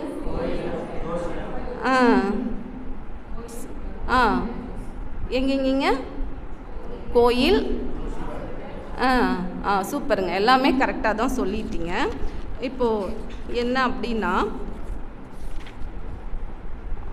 குணக்குற்றத்தால் கோயிலில் கூட்டம், மனக்குற்றத்தால் எங்கே போகிறேங்க? ஹாஸ்பிட்டலுக்குங்களா? செயல் குற்றத்தால் மருத்துவமனையில் கூட்டம், குணக்குற்றத்தால் கோர்ட்டில் கூட்டம். என்னங்க, கோர்ட்டில் போய் பார்த்தா தான் எத்தனை டைவர்ஸ் கேஸுன்னு நமக்கு தெரியும், சரிங்களா? மனக்குற்றத்தால் கோயிலில் கூட்டம். இப்படி 3 இடத்துல கூட்டம் நம்பி வளைஞ்சிட்டே இருக்குதுங்களாமா. அப்போ என்ன அப்படின்னா, அந்த செயல் நம்ம செய்கிற செயல் தப்பாக பண்ணிட்டு இங்கெல்லாம் போய் அலமோதிட்டுருக்குறோம் அப்படின்னு சொல்கிறாங்க. இப்போ இந்த கோயிலுக்கு போகிறாங்க பார்த்தீங்களா, அவங்களுக்கு ஒரு ஹைக்யூ ஓசோ எழுதியிருக்கிறார், சரிங்களா? என்னென்னா, கோயிலுக்கு செல்பவன் கடவுளை காண செல்வதில்லை, கோயிலுக்கு செல்பவன் கடவுளை காண செல்வதில்லை, தன் சுயநலத்துக்காக மட்டும்தான் செல்கிறான், தன் சுயநலத்துக்காக மட்டுமே செல்கிறான். கடவுளை உண்மையாக காண துடிப்பவன் தனக்குள் தான் சென்று தேடுவான். கடவுளை உண்மையாக காண துடிப்பவன் தனக்குள் சென்று தேடுவான். அப்போ கடவுளை பார்க்கணுன்னு நினைக்கிறவன் எங்கே போகணுங்க? ஆமாங்க, கோயிலுக்கு போகிறவங்க எதுக்காக போகிறாங்க? சுய லாபம். கடவுள்கிட்ட கேட்கணும். என்ன கேட்கணுங்க? அது வேணும் இது வேணும் அப்படி இப்படின்னு கேட்குறதுக்கு தான் நம்ம எல்லோரும் கோயிலுக்கு போகிறோம். உண்மையாக கடவுளை பார்க்கணும்னா நமக்குள்ளே தான் நம்ம போகணுங்களாமா, சரிங்களா? இப்போது இதுக்கு தான் மகரிஷி பாருங்கள் ஒரு பாடம், இறைநிலைக்கும் மனநிலைக்கும் இடையிலுள்ள உயிரை எளிதாக உணர்ந்திடலாம் அகத்தவத்தால். இறைநிலைக்கும் மனநிலைக்கும் இடையில் உள்ள உயிரை எளிதாக உணர்ந்திடலாம் அகத்தவத்தால். மறைவிளக்கும் உண்மைகளை மனத்தினுள் உணர்வாய், மறைவிளக்கும் உண்மைகளை மனத்தினுள் உணர்வாய். மற்றவர்கள் காட்டுவதற்கு வெளியில் ஒன்றும் இல்லை, மற்றவர்கள் காட்டுவதற்கு வெளியில் ஒன்றும் இல்லை. பொறையுடைமை, விழிப்பு நிலை, அஞ்சாமை, தியாகம், புலன் உணர்வு, இன்பத்தில் அளவு முறை வேண்டும். பாருங்க, பொறையுடைமை, விழிப்பு நிலை, அஞ்சாமை, தியாகம், புலன் உணர்வு, இன்பத்தில் விழிப்பு நிலை வேண்டும். நிறைவு பெற முடிவு எடுத்து வலுவாது ஆற்றி நேர்மையுடன் வாழ உன்னில் அவன் அவனில் நீ. வலுவாது நிறைவு பெற முடிவு எடுத்து வலுவாது ஆற்றி நேர்மையுடன் வாழ உன்னில் அவன் அவனில் நீ. அப்போது இந்த தான் நம்ம கடவுளை பார்க்கணும் அப்படின்னு சொன்னால் என்ன பண்பு நமக்கு வேணுங்க? பொறை உடைமை, விழிப்பு நிலை, அஞ்சாமை, தியாகம், புலன் உணர்வு, இன்பத்தில் அளவு முறை. இந்த கேரக்டருக்கு நம்ம கொண்டுட்டு வந்துட்டோம்னா உன்னில் அவன் அவனில் நீ. இதுதான் மகரிஷி சொல்கிற கான்செப்டுங்க. இதுதான் கர்மயோக முறை அப்படின்னு சொல்கிறது. நம்ம எங்கேயுமே எதையும் விட்டுட்டு போகவே வேண்டாம். நாமெல்லாம் இல்லறத்தார், வாழ்பவர்கள். நம் இல்லறத்தில் இருந்து கொண்டே இறைவனையும் காணலாம். அதுக்கு நாம் பண்ண வேண்டியது என்னதுங்க? நம்ம கேரக்டரை கொஞ்சம் நல்ல வழியில் சேஞ்ச் பண்ணணும். அவ்வளவு மட்டும்தான் நம்ம செய்ய வேண்டியது அப்படின்னு சொல்லி இந்த சிந்தனைக்கு வாய்ப்பு அளித்தமைக்கு நன்றி கூறி விடைபெறுகிறேன். வாழ்க வளமுடன். சான்றோர் மக்களே, இதுவரைக்கும் மிகச்சிறப்பாக இந்த கல்லூரியில் செமினாரில் சொல்கிற மாதிரி பாயிண்ட் பை பாயிண்டாக சொல்லி எல்லாம் மிக சிறப்பாக தெளிவாக கருத்துரையாக நமக்கு தெளிவு, சிந்தனையில் தெளிவு, ஐந்துலக பண்பாடு, அறுகுற சேமிப்பு எல்லாமே கரெக்டாக பேசிட்டாங்க. எனவே மிகச்சிறப்பாக பேசிய பேராசிரியரை வாழ்த்தி, கடந்து கொண்ட உங்களையும் வாழ்த்தி கூட்டத்தை நிறைவு செய்வோம். பேராசிரியர் டி. கலாமணி அம்மையார் அவர்கள் வாழ்க வளமுடன், அவர்களது அன்பு குடும்பம் வாழ்க வளமுடன், அவர்களது அருள் தொண்டு வாழ்க வளமுடன், அவர்களது பொருளாதார மேம்பாடு வாழ்க வளமுடன். இன்று மாலை கூட்டுத்தவத்தில் கலந்து கொண்ட இருபால் மெய்யன்பர்கள் அனைவரும் வாழ்க வளமுடன், அவர்களது அன்பு குடும்பம் வாழ்க வளமுடன், அவர்களது அருள் தொண்டு வாழ்க வளமுடன், அவர்களது பொருளாதார மேம்பாடு வாழ்க வளமுடன், வாழ்க வளமுடன், வாழ்க வளமுடன். உலகள வாழ்த்து.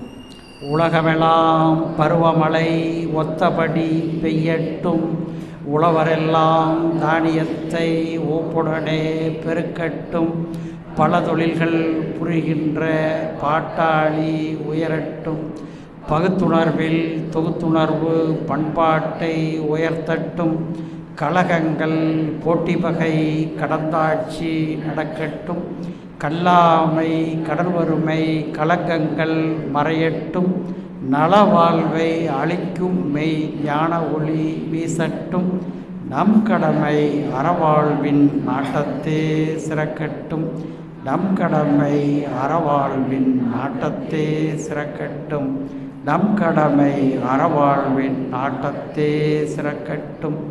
வாழ்க வையகம், வாழ்க வையகம், வாழ்க வளமுடன்.